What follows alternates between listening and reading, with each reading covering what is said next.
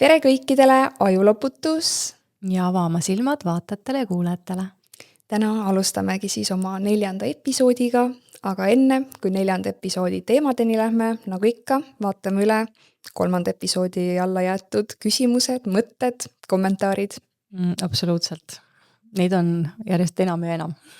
Aitäh teile küsimuste ja kommentaaride eest ja muidugi ka meeldetuletus, et jätke oma mõtteid küsimusi selle podcasti alla. Nii, ma loen siis ette esimese küsimuse. Kust teie arvates läheb piir klooni hingetu ja veel ärkamata inimese vahel? No, esiteks on see natuke keeruline küsimus, ma ei saa aru sellest täpselt, et mis see piir on, et kloonil ei olegi võimalust üldse ärkamiseks. Hingelisel inimesel on võimalus ärkamiseks, aga see on umbes samasse natuke kategooriasse küsimus, et kui me vaatame nartsissist, et kas inimene on siis sündinud hingetu on nartsissist või siis ta on trauma tulemusena saanud nartsissistiks, ehk siis jälle hing on ära lõhutud, siis siin on nagu see, et see sõltub hästi palju tema enda sisemisest teekonnast ja kas inimene on nõus vastutust võtma, kas ta tahab hakata arenema, et jah, natuke hägune minu jaoks No võib-olla ongi mõeldud, et kuidas nagu aru saada või vahet teha, et kes on see kloon ja kes on siis nagu hingeline, aga veel ärkamata. Kui inimene on ära lõhutud, siis ta on selles mõttes ju klooni tasandile viidud, täna räägime sellest sügavalt, aga selles mõttes, et ei ole otsest vahet, lihtsalt ühel on potentsiaal olemas ja teine seal ei ole. Ta ise saab aru ilmselt. Ja. Kui saab, kas saab? Ei tea, seda me ka ei tea. Järgmine küsimus.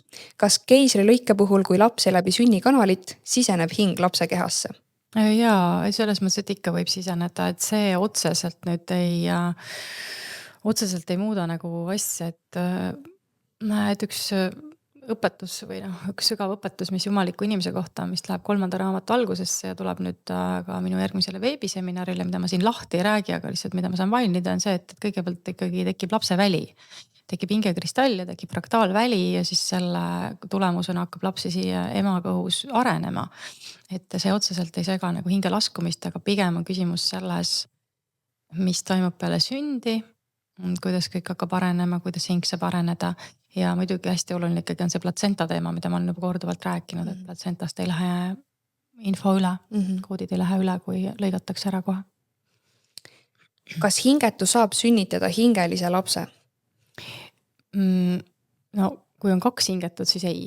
Kui on 1 hingega ja 1 hingetu, aga hing peaks tegelikult tulema läbi ema, mitte isa. Aga võib ka vastupidi olla? Ma ei tea, sest et kui ema on, vaata, kuidas siseneb hing, tähendab, kuidas ta tuleb, hing ei saa maanduda hingetu ema üsasse. Et küsimus on lihtsalt siin nagu selles, et tegelikult, kuidas õige oleks rasestumine ja lapse eostamine.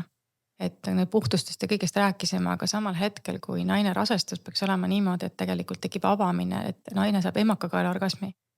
Mitte välimisorgasmi, sisemise orgasmi. Emakakael avaneb, sealt süda avaneb, kroon avaneb ja sealt läbi selle tekib portaal ja siis ta laskub sinna. Et Aadama ja Liliti puhul oli ka ju ema oli hingeline, isa oli hingetu. Et ema peaks olema ikkagi tegelikult hingeline. Kui inimene on ristitud, siis kuidas seda tühistada? No need juhised on olemas minu esimeses raamatus. Seda saab tellida kas paberkandjal, mis nüüd järgmine jõuab detsembri lõpus, või siis on audioraamatuna Loomise meistrite akadeemia.ee. Ta on audioraamatuna seal ja religiooni peatüki all ma olen ta eraldi välja toonud. Kõik on ilusti olemas. Nii, lähme edasi. Kui Lilitist ja Aadamast sündisid juudid, Aadamast ja Eevast hingetud, siis kust on alguse saanud hingelised inimesed? Kas nad olid juba enne Aadamat maal nagu Lilit? Kas Jumal pani inimesed siia? No algallikas on loonud inimesed, sest me oleme rääkinud, me oleme jumalik inimene on algallika laps. Ja loomulikult maa on meie kodu inimene, ükskõik milline kosmiline rass. Kui me võtame praegu, et me oleme üks kosmiline rass, siis alati üks kosmiline rass luuakse koos oma koduplaneediga, sellepärast et inimene, planeet, ökosüsteem, kõik saab olema üks, toimima koos, ühtse tervikuna, et me oleme ammu siin olnud ja lihtsalt meil on praegult nii-öelda tulnud keegi, kes on üle võtnud ja oma süsteemi siia meie maa peal loonud, aga nendel ei ole koduplaneeti ega oma süsteemi. Meie esivanemad on Linda ja Kalev. et meil on siis nii-öelda omad jumalused, kes on loonud siis, igal rahval on need omad jumalused, kes on siis nende loojad, eks ole, et indialastel on ühed, meil on teised, hiinlastel on ühed, kõigil on erinevad, aga meil on Linda ja Kalev. Järgmine küsimus. Minul on kunstliku viljastamise teel saadud laps. Ma nii väga soovisin teda. Ei teadnud siis veel sellest kõigest midagi. Ja mul ongi tõeline teemon kodus. Või kodus on veel enam-vähem, aga lasteaias on teemon. Kas ma saan midagi teha, midagi parandada, midagi päästa? Kas talle saab südametunnistust tekitada? Kas talle saab empaatiat ja kaastunnet tekitada? Ei saa. Mida ma näen selliste laste puhul, mis on ülioluline? Et sa pead mõistma, et teda tuleb kasvatada ülirangete piiridega. Hästi rangete piiridega. Et tal ei ole õige ja vale tunnetust, me oleme sellest rääkinud. Temal peab olema täis raamides. Et see on see, mis hingelistega siin on, et miks need süsteemid ja kõik on loodud, et neid hoida ja piirata. Et nemad kahjuks tajuvad ainult hirmu, neil midagi muud ei ole. Et seal armastusega selles mõttes ei võida midagi. Ma teda peksta ei soovitaks, et see läheb asja hullemaks, aga piirid, hästi ranged piirid. Ja laste sündide koha pealt üldse võib-olla veel, et kui see lapse sünni jutt oli korraks ja üks küsimus oli eelmine kord meile, me unustasime vastata. Inimesed küsisid sellist asja, et kuidas on igasuguste vaimsete väärarengute puuetega. Need on nüüd hingelise ja hingetu vahelised koodide ebakõlad. Et kui sünnib laps, kes on siis ühesõnaga valede koodid on oma vahel kokku läinud, siis sealt võivad sündida tulla igasugused puuded ja vaimsed häired. Eriti kui me räägime igasugusest Downi sündroomidest ja mingid geenimutatsioonidest ja mis seal kõik on. Et see oli üks asi, mida ma tahtsin laste osas ära vastata. Ja teine asi veel, mis info tuli täna hommikul ka, et kindlasti öelda seda, et ma olen seda korra kuskil maininud, aga vanasti oli niimoodi, et kui sündis laps, kes oli mingisuguse moonutuse mutatsiooniga, siis seda öeldi, et see on saatana laps. Et see oli väärastanud, sest sellel ajal inimestel olid mingid teadmised olemas ja teati, et kui kõik on harmooniline, siis alati sünnib harmooniline inimolend. Ja sellepärast olid vanasti sellised traditsioonid, näiteks šotlastel oli see, et nad viisid selle lapse metsa, etsite sinna, väites siis seda, et neile sündis haldjate laps ja haldjate laps võttis nende lapse ja viisid selle sinna, et haldjad saavad sama lapse võtta enda juurde viia. Ja loodetavasti toovad meie lapse tagasi. Seda muidu kunagi ei juhtunud, aga see on nagu lugu selleks. Aga mis ma tahan öelda, mis oli siin, et väärastunud ilminguid ei lastud ellu jääda. Ja see oli tegelikult, täna jäetakse kõik väärastunud ilmingud ellu. Ja see on tegelikult tohutu piin esiteks sellele endale, sellele, kes sünnib. Ja tegelikult see näitab ka ära, et seal on midagi nagu väga paigast nagu ära läinud, et iidsetel aegadel seda kõike teadi ja selleks olid omad traditsioonid. Ja loomulikult ema süda on selline, et ükskõik milline laps sünnib, et ma sellepärast, jumala pärast midagi ei tee. Tavaliselt sellistes kohtades oligi isa roll või mehe roll öelda seda, et mitte kunagi nii ei saa olla. Ja ka vanasti ühiskondadest, kui näiteks keegi oli hingetu või hakkas käituma nii nagu hingetu või tegi midagi ja hakkas kahjustama teisi, siis üks oli see, et ta visati ühiskonnast välja, aga tavaliselt õige, sest et kui sa viskad ühiskonnast välja, siis on veel 5 ühiskonda, kes veel 5 tükki sellist välja viskavad, siis nad võtavad omavahel kokku ja hakkavad siis omavahel just nimelt looma ebatervet ühiskonda. Et tegelikult sellistele asjadele tehti lõpp peale, et teatud ilminguid ühiskonnas ei lubatud üldse edasi areneda ja see oli meeste töö seda hoida. Naine ei tee sellist asja mitte kunagi. Nii et siin on väga palju aspekte, nii et aga täna on kahjuks ühiskond neid ilminguid täis. Kahjuks küll. Kas meil on veel mõned küsimused? Meil on siin sellised asjad, et üks naine on võib-olla küsinud, et enne Maatriksisse tulemist, kuidas hingeline ei taba ära, mis siin toimub, et see koht siin on lõhkumiseks ja teistsugustele tegelastele või hingeline nii-öelda eksib siia teadlikult. Et pigem on see, et me ei tea seda surmaõpetust, et kuidas peale surma Maatriksist välja saada ja see tegelikult on meie kodu siin. Ja eks me siis tuleme siia tagasi ja meil on need suguvõsamustrid ja paljud muud asjad, mis meid siia tõmbavad, eks ole, süütunne ja patud, ma ei tea, patte, mis meil siin kõik kaela pannakse ka peale surma. Kui me üles läheme, siis meile antakse uuesti valikud. Ega Maatriksisse tagasi visata ei saa, sa tavaliselt ise valid selle tagasi tulemise siia. Aga hingelisel on tänaseid keeruline välja saada, sest teadlikkus sellest, mis maatriks tegelikult on, siiamaani on puudunud. Tähendab, see on olnud olemas, sellest seda on pandud, nagu me oleme rääkinud, raamatutesse, filmidesse, teatrietendustesse, mingisugustesse vormidesse, kas või nagu see Dante Alighieri jumalikku mööda selgitab.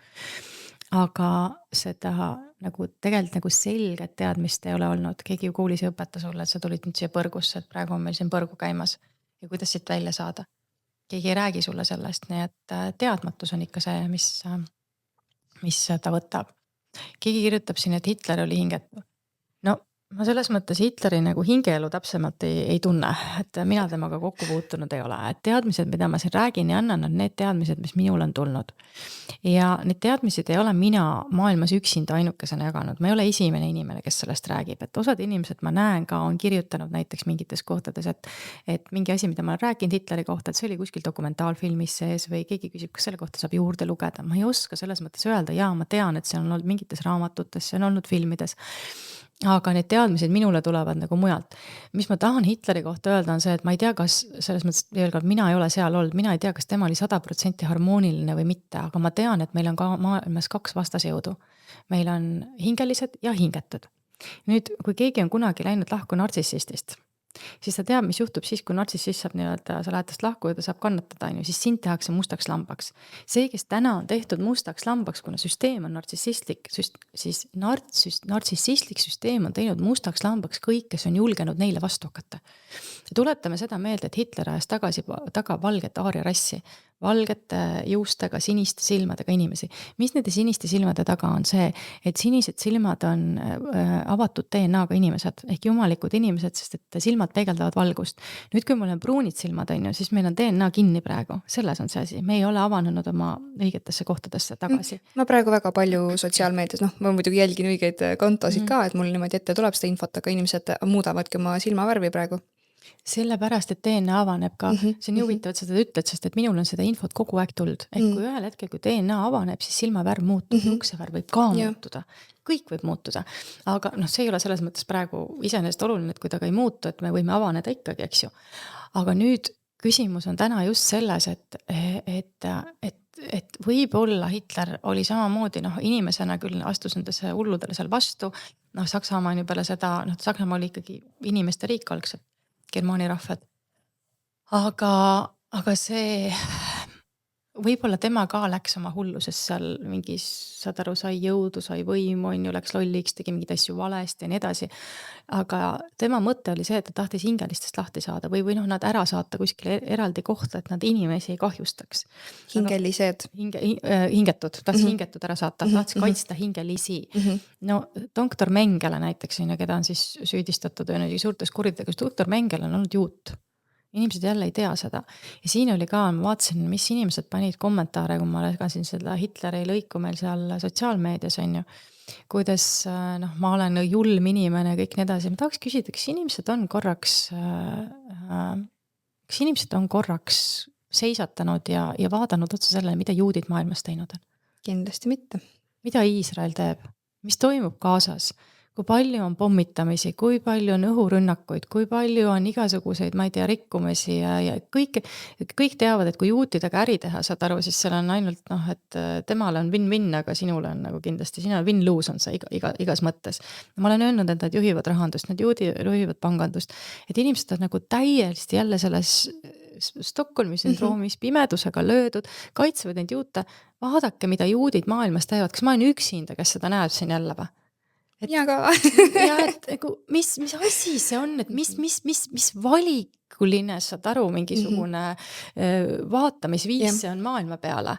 See, mida juudid korraldavad, mida see Netanyahu ja kõik seal teevad, see on teie meelest täiesti okei. Ja siis te räägite, et no ma ei tea, kui tuleb siia mingisugune hull sõjardite, saad aru, hulk on ju, siis me astume neile vastu või tahame teist lahti saada või võtame mingid samme vastu, ma ei tea, lööme nad maha sellepärast, et nad meid maha ei lööks. Kas see on siis halb või kas ennast kaitsta ei tohi? Et kui me ei saa aru, mis maailmas tegelikult toimub, siis me oleme jälle klapid peas, lähme kõik nagu ainult selle ühe teemaga, et ei, Hitler oli halb, Mussolini oli halb, minu teada Hitler, Mussolini ja kõik ülejäänud diktaatorid tahtsid säilitada rahvusriike. Ma ei ütle, et nad on 100% harmoonilised olnud, täpselt samamoodi oli Staliniga. Stalin tegi igasuguseid omasid, ta tahtis, Vene ajal säilitati kõik loodus ja kõik metsad. Stalin tahtis rajada põliskodud, inimestele, seal oli nii palju asju. Aga kui nüüd ütleme näiteks, inimesed on mitu korda küsinud küüditamise kohta. ütleme, Stalin on riigijuht, temal on selge ka arusaamine, et siin on hingetud, siin on hingelised. Nii, meil on vaja hingelisi hoida ja hingetutest lahti saada. Siis neil on võib-olla mingi oma süsteem, kuidas nad käisid neid hingetuid välja otsimas ja hakkasid neid ära küüditama. Ja tõenäoliselt läks sinna ka inimesi kaasa kogu selle supiga. Või teine variant on see veel, et Stalin kirjutab alla näiteks, et küüditame selle ära mingisugune, ma ei tea, 140 000, sama selle käsuga küüditakse ära võib-olla 500 000. Tema üleval ei saa kõike vaadata, mida tehakse. Lisaks on alumistest tasandites on ju sees tohutu hulk inimesi, igasugused kindralid ja ma ei tea, alamad seal ja kõik, kes seal on. Ja kõik need, kes teevad tööd, seal sees saab olla veel hunnik hingetuid, kes on süsteemi imbunud ja teevad selle omasid asju. Ja pärast näidatakse selle teise venna peale, et tema on süüdi. Ehk kui sa oled firmajuht ja sul seal tööline teeb seal alumises, saad aru, mingisugust jama on ja kui sul on firma, sul 5000 töötajaga näiteks. No lõpuks oled ikka sina süüdi. Ja, aga kas sa jõuad kõik jälgida, mida nad teevad? Sa ei jõua, sa ei tea, mis seal on. Et kui me anname hinnangu konkreetselt kuskile kellelegi, et tema on halb ja tema tegi ja nii oli. Lisaks, mis on veel olnud, mida inimesed ja siiamaani keegi kirjutas ka seal, et keegi oli seal vist seal mingites koonduslaagrites ja kuskil või küüditatud hulgas. 60ndatel on tehtud kollektiivne mälu muutmine ühiskonnal. Sa ei tea mitte midagi, kas sa mäletad asju õigesti või sa ei mäleta üldse mitte midagi. Mis tegelikult toimub? Inimesed, me elame kõige sürrimas ulmefilmis, mida sa üldse oskad endale ette kujutada, sa isegi ei saa aru, mis tegelikult ja päriselt toimub. Kogu ajalugu on täielik fiktsioon ja välja mõeldes. Nagu lihtsalt his story. Kellegi lugu, kes on selle rääkinud. Kuule, ülipõnev, ma viimasel olen hakanud nägema palju videosi selle kohta, kuidas võetakse Hitleri kõned ja AI-ga tõlgitakse inglise keelde. Ja siis ongi kõik kommentaarid, et sellepärast polegi kunagi subtiitritega tema kõnesid olnud või varem nagu tõlgitud, et noh, vaata, mis ta räägib seal nagu. Et see on päris põnev. No võt, ma räägin ja Hitler ütles, et eestlased on üks kõige puhtamad valge rahvas üldse on ju. Ta on seda ka öelnud. Nii et me oleme pimedusega löödud sõna otseses mõttes. Nii et mina ei oska teile öelda, kas Hitler oli hingeta või hingeline. Ühte ma tean, et ta tahtis selles mõttes lahti saada hingetutest ja kogu sellest massist tahtis luua mingid muutuseid, aga see, mis on tema peale pööratud, on see tüüpiline, kui sa oled nartsissistist lahku või kui sa kahjustad nartsissisti kuidagi, siis ta pöörab selle kõik selle vastu, et sa oled nagu maailma kõige hullem, proovi täna midagi juutide kohta öelda, et kohe antisemiit. Aga kusjuures seda väga palju lastakse praegu levida sotsiaalmeedias. Et kuskil ma nägin teooriat, et juudid ise tahavadki seda antisemitismi nagu levitada. Et siis hiljem see enda kasuks pöörata. No selles mõttes ma olen nõus, et neil on igal asjal on mingisugune eesmärk seal, et kuidas nad midagi teevad, et nad kogu aeg, et nemad on nüüd see, nartsissist on alati vaata ohver, tema on alati see naine või see mees tegi mulle ja mina olen süütuke, mina ei tea midagi, mina olen nii armastav ja hea ja ma ei tea üldse, kuidas ma sellise inimese otsa sattusin. See, et ta ise hinget on ja mida ta ise teeb, seda ta tähele ei pane. Et see pilt on nagu selles mõttes ikka maailmas. Järjest rohkem vaatan neid kommentaare siin ja ma tahan öelda, et inimesed on väärt oma valitsejaid ja kogu seda jama, mis siin on, et aeg on üles ärgata. Kui mingi tundub, vaata, et kõik hakkavad ärkama, siis lähed vaatad mingi kommentaare nagu võtta kahe käega peast kinni. Ma ütlen sulle, et mul tekib mingid hetke, mul tekib nagu see jõuetus, et mõtlen, mida ma üldse teen seda, ma ei viitsi üldse, ma tegelen mingite oma asjadel, ma ei üldse mingeid muid ägedaid asju teha ja ma ei viitsi üldse, milleks ma tegelen sellega. Et räägid ja tood seda nagu teadmised siia, siis nagu saab. No midagi. Milleks? Ja, sest et tegelikult neid, kes on ärkvel, on ikkagi suhteliselt vähe. Nii. Ja okei. Okay. Aga vaata selle massi peale seal ekraani taga ongi vaid see üks inimene, kellel seda infot vaja oli raputamiseks. Ja. Eks ta nii on, et eks me peame siis vaatama, et on nagu on. Siis mis siis see nagu hingeta sureb, kas siis on temaga kõik? Ja loomulikult. Algus ja lõpp. Temal ei ole reinkarnatsiooni, ta on füüsiline, tal ei ole hingeteadvust. Minu sisetunne ütleb, et päris hinget ei ole keegi, midagi peab olema, isegi loomadel on hing. Loomadel on hing, aga hingetutel ei ole hingi, me kogu aeg räägime sellest. Ja siis kirjutavad siin ikka paljud inimesed, ei, aga osadel on ikka hing, osadel on ikka hing, või kõikidel on hing, ei ole kõikidel hinge, no kas te saate aru jälle, ja ma ei ole ainus, kes seda lugu räägib. Palun mingi, Blavatski on praegu sellest, see Blavatski, Helena Blavatskist on tehtud üks video, tähendab, on tehtud transcription tema videost ja ta räägib samadest asjadest. Neid inimesi, kes räägivad hingetutest, neid on maailmas, ma arvan, 100, ma ei tea, võib-olla 1000. ma ei ole esimene inimene, võib-olla mingid asjad panen kokku nagu sellisel viisil, aga vene õpetaja Lev Glõkov juba räägib adamiitidest. No inimesed lihtsalt vaadake ringi, palun vaadake ringi. Kas on võimalik, et kui hingeline võttis vastu selle viimased C19 mürgisüsti, siis ta muutus hingetuks?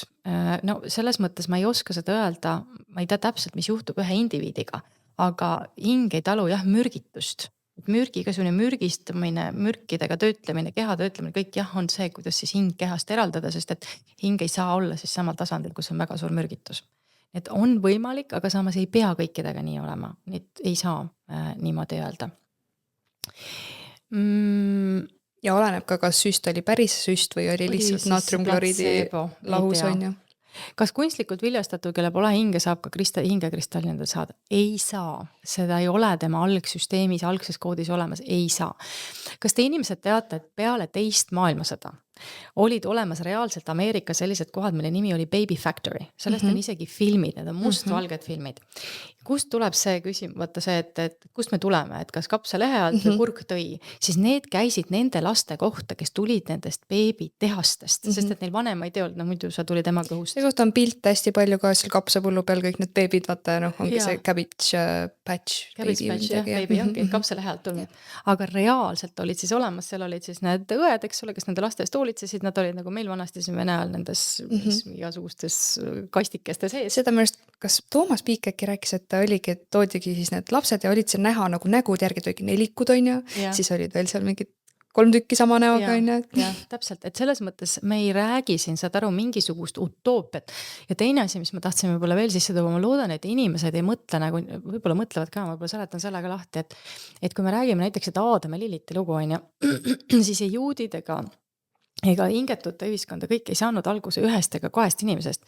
See tähendab, et Aadamaid lasti välja, saad aru sealt tehasest umbes mingisugune, ma ei oska, 1000 tükki. No ma sõltuvad, mis see inimkonna arv sel ajal oli. Ja siis oli vastas umbes 100 või 1000 hingelist naist, kes kõik selle teekonna läbi käisid. Mõistate, et see on nagu mingi taustalugu, mis näitab seda, mis tegelikult juhtus, et tuuakse nagu hästi väikseks kokku ühe indiviidi tasandil, aga saate ju aru, et juudi rahvas ei saanud tulla 3 inimesest lõpuks. No, ei ole nii. Ma arvan, et paljud mõtlevadki nii. Nad ei saa aru nendest metafooridest ja lugudest. Suuremad piltid, see metafoor just nimelt, et see on see, mis sellele, et paisati ühiskonda seda aru, terve hunnik hingetuid mehi, adamiidid. Ja siis olid need hingelised naised, kelle nad ära võrgutasid, said nendega lapsed, sellest sündis see rahvus, nad koguti kokku, no ja nii edasi, et see ei ole niimoodi, et üks praegu raputasid paljude maailma, ma arvan, et kõik oli mingi, ma arvan, oligi ainult 1 ja 1 on ju. ei olnud, ja siis neid Aadamaid ja Eevasid pärast ja samamoodi, siis kõik need Aadamatel tehti oma Eevad ja siis nad läksid siit edasi. Nii et ei, see nagu ei käi niimoodi, et aju on vaja kasutama, õppida kasutama. Ma tean, koolis õpetatakse aju mitte kasutama. Aju hakata rohkem kasutama. Kui hingetutel on vaja hingelisi, et nad looksid, siis miks hingetud, siis neid hävitada tahavad, kui neil neid vaja on, sest nad ei saa ise öelda päris täpselt aru, et neil neid vaja on, sest nemad tunduvad, nad tahavad lihtsalt hingelisi hästi kontrollida, nad tahavad kõike hästi kontrollitult teha, sest ainuke, mis neil on ainult hirm. Kuidas saada hakkama tööl hingetute kolleegidega? Kui nad on egoistlikud, lähevad üle laipade sinuga järvesti kiusad, manipuleerivad oma tahtmist, kuidas sellist keskkonna ellu ajada, kuidas ennast kaitsta, et nad ei saaks mulle liiga teha, et ära hävitada. No, tule sellest keskkonnast ära. Tule sellest keskkonnast ära või kasvata enda selgroo. Lihtsalt hakka vastu ja lase. Piirid on selle nimi. Et siin on ego vaja. Ego seab piirid. Selgroo kasvatamine on jah, selgroo kasvatamine. Hingeline empaatiline hingetu mitte. Kuidas ma arvan, kes on hingeline, kes on hingetu? Sellele ma ei saa vastata kahjuks sellele küsimusele, aga sellepärast, et hingetul peaks olema mitte mingisugust empaatiavõimet, aga tal võib olla kognitiivne empaatia, et sa ei tee vahet. Et seda me oleme siin juba tegelikult eelmistes saadetes rääkinud, vaadake natuke tagasi. Kunstlikult viljastatud lapsel pole hinge. Ei, eelmised elusid ei. Kas neil puudub ka empaatiavõime? Jaa. Kus siin hoitakse kaosenergiat? Igal pool, kus on sõjad, igal pool, kus on võlad, igal pool, kus on laenudega surutakse, maksudega surutakse inimesi alla, igale poole, kus tuuakse pagulasi sisse, igal pool, kus on mustus, kus on rämps, see on kõik kaos. Harmoonilises keskkonnas on kõige olulisem armastuse ja turvatunde hoidmine ja siis see kaose keskkonnas võetakse armastuse ja turvatunne ära, kõik paisatakse segamini, et inimesel ei oleks mingit maandumist, see nagu selgroogu, telge, rahu et see on nagu kõige olulisem. Miks inglased Hitleriga kokkulepet rikkusid, sest inglased ja ameeriklased on hingetud, sealt see liin pihta hakkab, miks nad seda tegid, sellele küsimusele vastata ei oska, aga nad seda tegid. Nii et, aga täna lõpuks nad elavad ikka seal Iisraelis või nad tahavad siis Ukrainasse kolida, nagu ma asjast aru sain, nad teevad seda Ukrainat endale seal puhtaks. Kas äkki mitte... Ei, ma ei julge siin niimoodi öelda, aga jah, ma olen seda lugu varem ka kuulnud, et see Ukraina ammu oli juba kokku lepitud, et tehakse puhtaks, et Iisraeli rahvas saab siis endale uue maa ja... Vaadake ise, mis seal Ukrainas selles mõttes enne seda toimus, kui see sõda seal hakkasid, kõik loovad jälle mingisugust ilusat muinasjuttu kõigest, aga inimesed sealt lokkusid tohutu prostitutsioon, tohutu korruptsioon. Kui sa vaatad, et Ukraina president on reaalselt nagu filminäitleja, kes lihtsalt mängis nagu enne lihtsalt seriaalis presidenti. No see on lihtsalt selline naljanumber, et ma lihtsalt tõesti, ma viimase ausalt vaatan ja mõtlen, kuidas ei saa aru. No kuidas ei saa aru? No vaata, paljud ütlevad, et mingid valitsused ajad, tsirkus käib, aga sõna otseses mõttes käibki. Käib ju, no see on näitemäng, need on ette, sa saad aru, sul võetakse president, saad aru, kes mängib, saad aru, filmis presidente pannakse presidendiks. Kui räägime päris poliitikutest, kui õiged poliitikud, õiged valitsejad, ausad on ju, hoiaksid inimesi, töötaksid riigi ja inimeste poolt nii-öelda, hoiaksid terviklikke süsteeme. Nagu Hitler. Jah, nad peaksid olema targad, tasakaalukad, päriselt diplomaatilised, nemad peaksid teenima rahvast. Siin on nagu täiesti teine mäng. Aga see, mis tsirkus seal peas toimub ja mulle näitab praegu kogu aeg inimene on tulemas 2 väga suurt õppetundi. Üks suur õppetund on see, et tuleb oma elu eest ise hakata vastutust võtma. Ja see tuleb kõigil. Millal see tuleb, see sõltub inimkonnast, kui kiiresti see tuleb. Aga teine õppetund tuleb veel. Üksi ellu ei jää. Tuleb hakata kokku hoidma. Ja nüüd on see, et aga me ei saa kokku hoida. Sulle meeldib Putin ja sinule on koroonasüst tehtud ja sinule meeldivad neegrid ja sulle ei meeldi neegrid. Ja siis tuleb ühel hetkel see päev, kui sa istud oma kõikide nende eelarvamustega seal, sind süüakse ära. Ja ongi kõik. Ja siis sa pead kas oma eelarvamustest üle saama aru, et kõik need eelarvamused, kõik see, nagu see Aike ütleb, see on see conquer and divide, eks ju, et valluta ja lahuta. Et need on kõik spetsiaalselt tehtud, et me omavahel kokku ei saaks hoida, sest inimene üksinda ei tee mitte midagi. Inimene üksinda on nõrk. Aga inimesed peavad ühel hetkel kokku tulema ja see aeg tuleb. Ma ei tea, kas see tuleb aasta pärast, 2 pärast, 5 pärast, aga see tuleb. Mõlemad need tulevad, sest me naudime täna ka väga palju süsteemi hüvesid. Ka need asjad, et ühel hetkel tulevad väga suured muutused inimkonna jaoks. No juba võiks, Jaa, aga see ei saa lihtsalt teekond olema. No jah. On seal veel häid küsimusi või? Vist ei hakka. Vaatame mööda. Ei hakka rohkem vastama. Aga lähmegi siis edasi tänase põhiteemaga.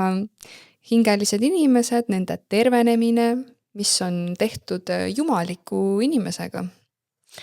Ja Matrixi lemmik tööriist on trauma. Et ma tegin kogu eelmise Avama silmad hooaja podcastit, tegin traumast. Rääkisime erinevatest aspektidest. Ja see, mis ongi inimesega tehtud, on see, et läbi trauma inimene lõhustatakse, hing lõhustatakse ära. Inimese jaoks on hing kõige kesksem üldse. Hing annab elu, hing on seotud algallikaga, ta on eluallikas. Ja nüüd, kui see trauma tuleb sisse, siis ta lõhustab see hingekristalli ära, ehk see lendab nii-öelda kildudeks või on pragunenud ja sealt edasi hakkavad pihta absoluutselt kõik moonutused üldse. Ja nagu ma ütlesin, et inimene, kui ta tahab elada tervikuna, siis tal on armastus ja turvatunne. Selleks, et laps kasvaks üles tugevaks, oleks terve, oleks õigete teadmistega, igas mõttes oleks tervik. Kehaliselt, hingeliselt ja vaimselt, siis see tähendab seda, et tal on vaja alguses väga head baasi, väga head vundamenti. Ja see ei tähenda, et hiljem elus üldse raskused ole, aga kui see vundament on paigas, siis on lihtne, kui tulevad kõikumised või tulevad raskused, siis sa oskad neile õigesti vastu minna, sul on olemas toetus, sa tead, mida teha, sa ei kuku kohe kokku, aga trauma nõrgestab inimese täielikult ära, tõmbab ta täiesti ribadeks. Ja kõige suurem Matrixi rünnak ongi tegelikult siis hakkab pihta sellest meie närvisüsteemist. Meie närvisüsteem on meie hinge väljendus siin selles nagu füüsilisel tasandil. ja kui me hakkame vaatama seda siis, kuidas närvisüsteem toimib, siis meil on üks selline keskne närv, mida ma vist enne maininud, siin on vaagusnärv ehk uitnärv. Ja nüüd sõltubki, et mis kanalisse see närv nagu liigub, et see närv peaks olema siis tasakaalus liikuma siis mees ja naisenergia vahel. Aga sõltub, mis kanalisse ta siis liigub, siis vastavalt sellele, kui ta sinna hirmu kanalisse kinni jääb, siis inimene elab selles traumas ja hirmus. Ma kohe räägin, kuidas see traumapeal närvisüsteemi mõjutab. Ja selleks, et saada siis tasakaalu tagasi, on vaja see närvisüsteem nagu vabastada või tuua siis sellest hirmukanalist põhimõtteliselt välja. Ja hingelisel inimesel üks oluline asi, mis eelmine kord ütlemata oli see, et hingeline inimene tegelikult ei vanane. Sest temal on siis taasuuendussüsteem kogu aeg, et kõik, mis kulub, kõik taastub, kõik, mis kulub, kõik, mis taastub. Me rääkisime, et kloonidel või hingetutel seda ei ole. Ja nüüd, aga kui siis see närvisüsteem jääb kinni sellesse ainult kulutamisse, mitte kunagi taastumisse, ehk me kunagi lõõgastuda ega lõdvestuda ei saa, siis sellest tekib vananemine, sest kõik organid, kõik asjad, kõik kulub ära, närvisüsteem kulub läbi, aju kulub läbi, su süsteem lihtsalt ei pea vastu ja siis sellest tekib vananemine. Seda ma ütlesin eelmine kord ka, et sellepärast oli see, et oli vaja hoida nad kõiki nagu inimesed ja hingetud ühtsena, et ei oleks aru saada, et üks elab 300 aastat ja teine elab, eks ole, siin 60 aastat. Samamoodi, miks tuli meik ühel hetkel, sellepärast, et hingetud vananesid, siis kui inimene veel ei vananenud, siis nemad vananesid ja neil tekkisid kortsud ja asjad näo peale ja siis hakati meigiga seda katma, et ei oleks näha, et ühed vananevad ja teised mitte. See oli ka nagu selline nagu peitmise asi siis, jah. Aga võtame nüüd selle närvisüsteemi. Et närvisüsteem on siis, nagu ütlesin, kõige kesksem selle trauma juures ja kõik muud asjad saavad sellest hästi tugevalt mõjutatud. Aga ütleme, et kui sul nagu salvestub, kui sul on mingisugune negatiivne asi, mis sinuga juhtub, siis sellel on mingisugune laeng või impulss. Ja see laeng või impulss salvestub närvisüsteemi sisse. Ehk Stanislav Grof on oma raamatus tulevikupsühholoogia nimetanud neid niimoodi, et need on condensed energy system ehk tugeva laenguga energia kihid, süsteemid. Näiteks, et sain isa käest peksa on üks kiht, on ju, mind vägistati on teine kiht. Ema, ma ei tea, sõimas mind kogu aeg 3. kiht. Ja nii edasi. Inimestel on väga palju erinevaid kihte nendes traumades võib olla. Kui on palju erinevaid kihte, siis selle nimi on komplekstrauma. Ja nüüd närvisüsteem toimib muidu niimoodi, et kui näiteks trauma toimub, mingil hetkel juhtub midagi, näiteks õnnetus või ükskõik või saad peksa, vahet pole, mis trauma see on. Närvisüsteemi tekib sellest pinge sisse, aga kui sul pärast, kui see asi läbi saab, on see koht, kus saad lõõgastuda, lõdvestuda, sul on ema, kes kallistab või isa, kes hoiab või oled mingis turvalises kohas, siis närvisüsteem lasub selle ise välja. Keha läheb rappuma, läheb šokki, vabastatakse mingid asjad ära, see tuleb kõik välja, et meie süsteem on kogu aeg ise terenev ja ise tasakaalu otsiv alati. Aga selleks peab olema see ruum ja kui seda ruumi ei ole, siis see laeng jääb sisse. Sa oled näiteks terve elu isa käest peksa saanud, üksteise otsa, kiit, ainult närvisüsteemis on ainult see laengu pinge sees kogu. Ja kunagi välja pole saanud tulla. Nii, kuidas ma nüüd selle sealt välja saan? Nüüd ma olen suur inimene, mul on ärevus, mul on paanika, ma ei saa magada. Ainuke koht, kus ma siis lõõgastan ennast on joon, söön, mis iganes need viisid on. See ei tervenda sind, laengud välja ei tule. Nüüd meil on vaja lõõgastuda. Meil oleks vaja lõõgastuda, aga mitte alkoholiga, sest see ka ei aita, sest alkohol lõppkokkuvõttes, nagu ma eelmine kord kirjeldasin, tegelikult mitte ei lõõgasta keha, tegelikult pingestab, seda mürgitab keha ja see pinge läheb veel suuremaks omakorda. Nüüd sellepärast on meditatsioonid, vabastavad hingamised, erinevad praktikad sellised, need on väga palju rännakumeetodid ja mis iganes, et kui inimene lõõgastub, siis asjad tulevad pinnale, süsteem ise laseb need lahti. Aga kui inimene on väga suures pinges ja väga suures hirmus kõigest, ta ei oska lõõgastuda, ta ei julge lõõgastuda ja ta ei julge otsa vaadata sellele, mis pinnale tuleb. Ja siis ta elab terve elu sellega, et see närvisüsteem kogu aeg täielikus häires. Nii et see hinge maskuliinne pool on ego. Ma ei ole vist seda siin korralikult lahti rääkinud, et vaimsetes praktikates kõik räägivad oma egost on vaja lahti saada. Ei, egol on naispool vaja vastu tuua.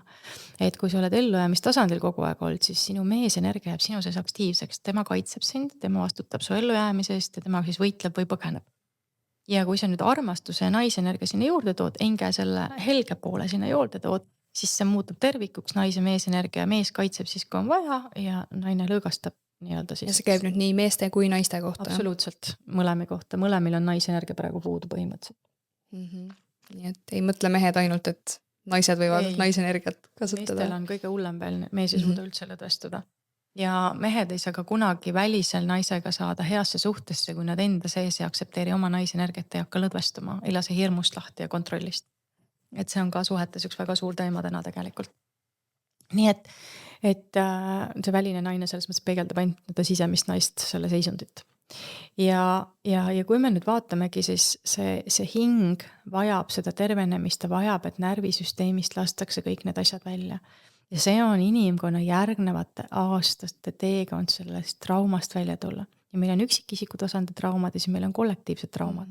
Sõjad, ma ei tea, 9-11, erinevad asjad, mis juhtuvad, mis siis šokeerivad nagu suurel tasandil nagu ühiskonnas suurt osa. Ja see hinge tervendamine, see närvisüsteemi tervendamine, et me õpetame närvisüsteemi lõdvestuma, seda tuleb alustada hästi väikeste sammudega.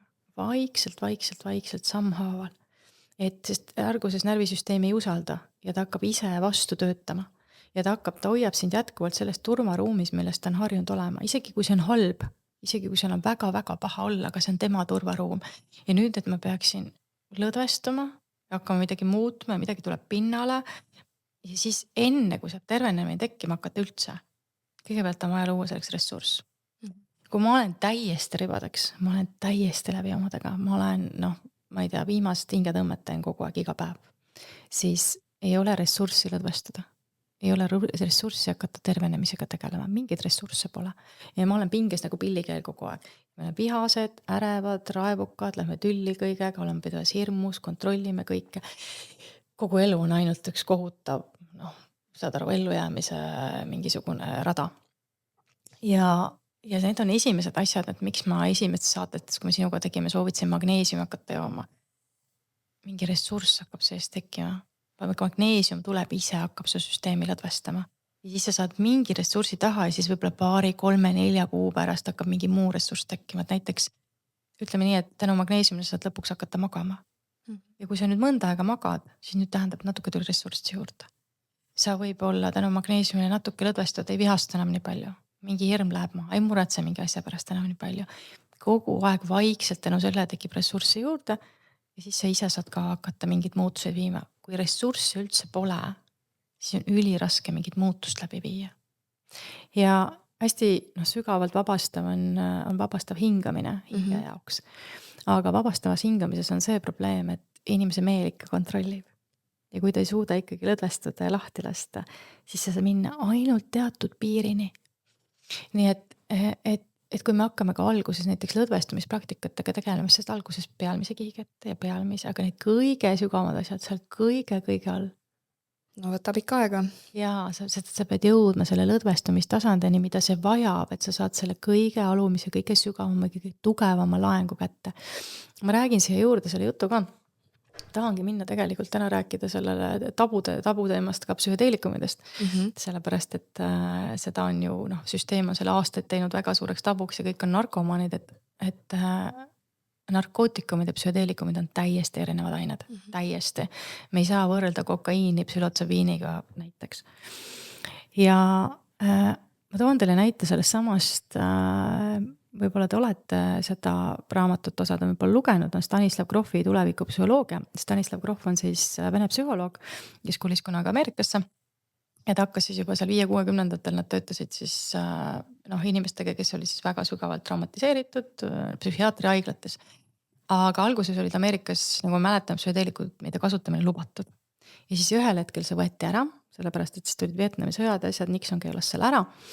Ja sealt edasi siis Stanislav Grof üritas siis leida viisid, tema leiutas holotroopse hingamisega, millega on võimalik saamutada samasuguseid seisundid nagu psühhedeelikumidega. Tõepoolest on.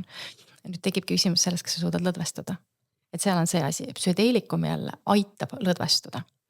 Ja siis tema raamatus seal samas on nagu väga hea jutt ühest mehest, kes siis oli, kui ma mäletamist mööda, Peter oli vist koolis õpetaja.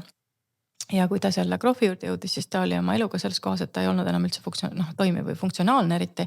Tal oli seal depressioonid, ärevused, ta oli omadega nii-öelda täiesti sisemiselt totaalses kriisis. Ja nad hakkasid siis tegema ühel hetkel temaga LSD teraapiaid.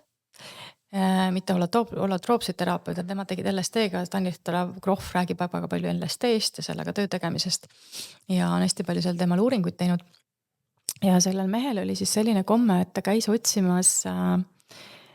otsimas musta värvi riietatud meesterahvaid ja ta soovis, et need meesterahvad siis viiksid ta kuskile mingisugusesse majja, seoksid ta kinni ja siis piinaksid teda seal ja teeksid taga igast asju. Ja siis mõned korrad loomulikult, kui ta neid, ta käis suvalisest kohtadest otsimas kuskil Aararongis ja pargis ja mis iganes kohtades, siis mõne korra ta peaaegu jäi oma elust ilma, sest ta saatis mingi maniakaalse psühhopaadi otsa. Ja kui nad hakkasid seda tööd tegema seal temaga, et miks sa siis nagu käid otsimas neid kogemusi endale, siis mis sealt alt välja koorus oli see, et kui ta väike poiss oli, siis ta ema pani teda sinna keldrisse kinni ja siis hoidis teda pikka aega nagu ilma söömata ja joomata. Ja siis isa peksis teda näiteks räigelt. Et temaga toimus seal igasugused erinevad asjad ja siis kui tuli sõdaaeg, siis ta oli poolakas.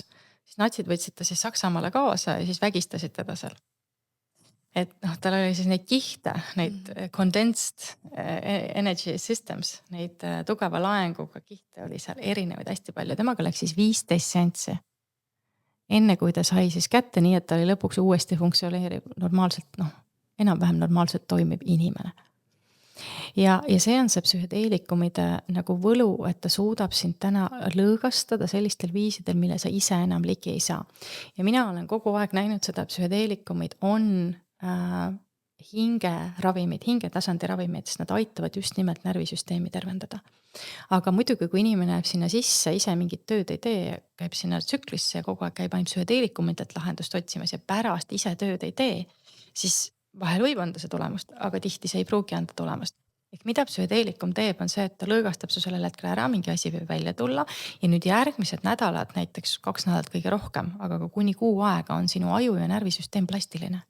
See tähendab seda, et sa saad muutuseid luua. Kui sa nüüd hakkad uusi asju sinna peale esitama, uusi harjumusi, uusi mõtteviise, uusi toimimise, hakkad joogat tegema, hakkad mediteerima, siis su aju ja närvisüsteem nüüd on see koht, kus ta on võimeline vastu võtma uusi asju, sest et see ressurss tekkis plastilisus. Aga kui ma olen kange, kõva, kinni, hirmunud, mul ei ole üldse seda ressurssi. Ja suurem osa inimesi, kes tulevad raskest traumast, on tardunud närvisüsteemiga. Tardunud närvisüsteemiga siis kas selles osas, et nad on seal hirmukanalis kinni või siis nad lähevad sinna parasümpaatilisse naisenergiasse, lõdvestuvad täiesti ära, mitte midagi enam ei tee. Et sõltuvad siis, kuhu nad sinna jäävad.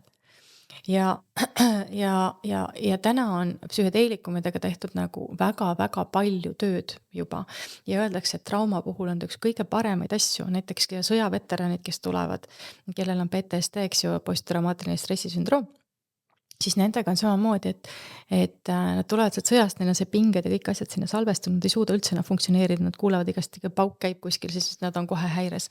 Ja siis nad teevad näiteks 4-5 MDMA seanssi läbi korras, isegi vahel on 1-2. Et inimesed võivad vaadata, et Jupiteris on selline film üleval nagu psühhedeelia teadus, mis on dokfilm, ja seal näitab inimeste tervenemisest psühhedeelikumidega väga efektiivne on ta näiteks, kui on mingisugused sõltuvused, alkoholismid, pornod, kasiinod ja nii edasi, sest et kõikide nende sõltuvuste all on vaata see samas emotsionaalne laeng, mida siis sellega hoitakse all või üritatakse nagu händeldada. Aga siis see psühhedeelikum aitab sellest lahti saada, siis sul kaob see sõltuvus ära, siis sa ei pea enam sellega tegelema. Siis kui me räägime neid hirmu ja jõudusjutte, kuidas psühhedeelikumidega kõik inimesed ära surevad ja lähevad hulluks ja ma ei tea, mis asjad kõik juhtub. Ma seletan teile kohe ka psühhoosi siin lahti, meil üldse mingi probleem, et mis see tegelikult on. Aga tahan veel enne öelda, et näiteks aeg-ajalt on meil siin kuskil sotsiaalmeedias mingid artiklid, et mingi poiss oli, kes seal võttis 2 LSD-d ja läks kellelegi kallale, tahtis ära tappa. Ta samal ajal jäi pudeli viina juurde. Seda ei pane keegi tähele, saatakse LSD kaela. Rohkem inimesi sureb, läheb vägivaldseks, teeb midagi alkoholiga, mis on täiesti legaalne igal pool saadaval, kui nende psühhedeelikumidega, mis tegelikult ravivad ja tervendavad väga tugevalt inimesi. Täna on meil olemas SA-type, kus... No sellepärast nad keelatud ongi vist, on ju? Et nad ravivad, tervendavad, aga see, mis lõhub, see on kõigile kättesaadav. See on kõigile kättesaadav, täiesti legaalne. Et meil on täna SA-type psühhiaater Viljar Veede, kes teeb täna juba psühhedeelikumidega seansse, nemad kasutavad küll ketamiini. Ketamiin on siis ka lõõgasti, mis on äärmiselt lõõgastav. Te võite otsida üles podcastit, te võite vaadata, tal käib selles mõttes, et tema juurde on võimalik teraapiasse minna, inimesed lähevad samamoodi depressioonidega, erinevate asjadega, et antidepressandid kahjuks ei aita. nad ei aita, nad suruvad asja alla, aga seda sümptomit sealt ära ei tule. Ja inimese kogu süsteemi nagu tasakaalu tagasisaamine on lõõgastumine ja sellega tuleb hakata igapäevaselt tegelema kogu aeg ja see võib olla aastate pikkune töö. Aga vahel on alguses vaja suuremat abi saada selleks, et me saaksime selle otsa sisse teha.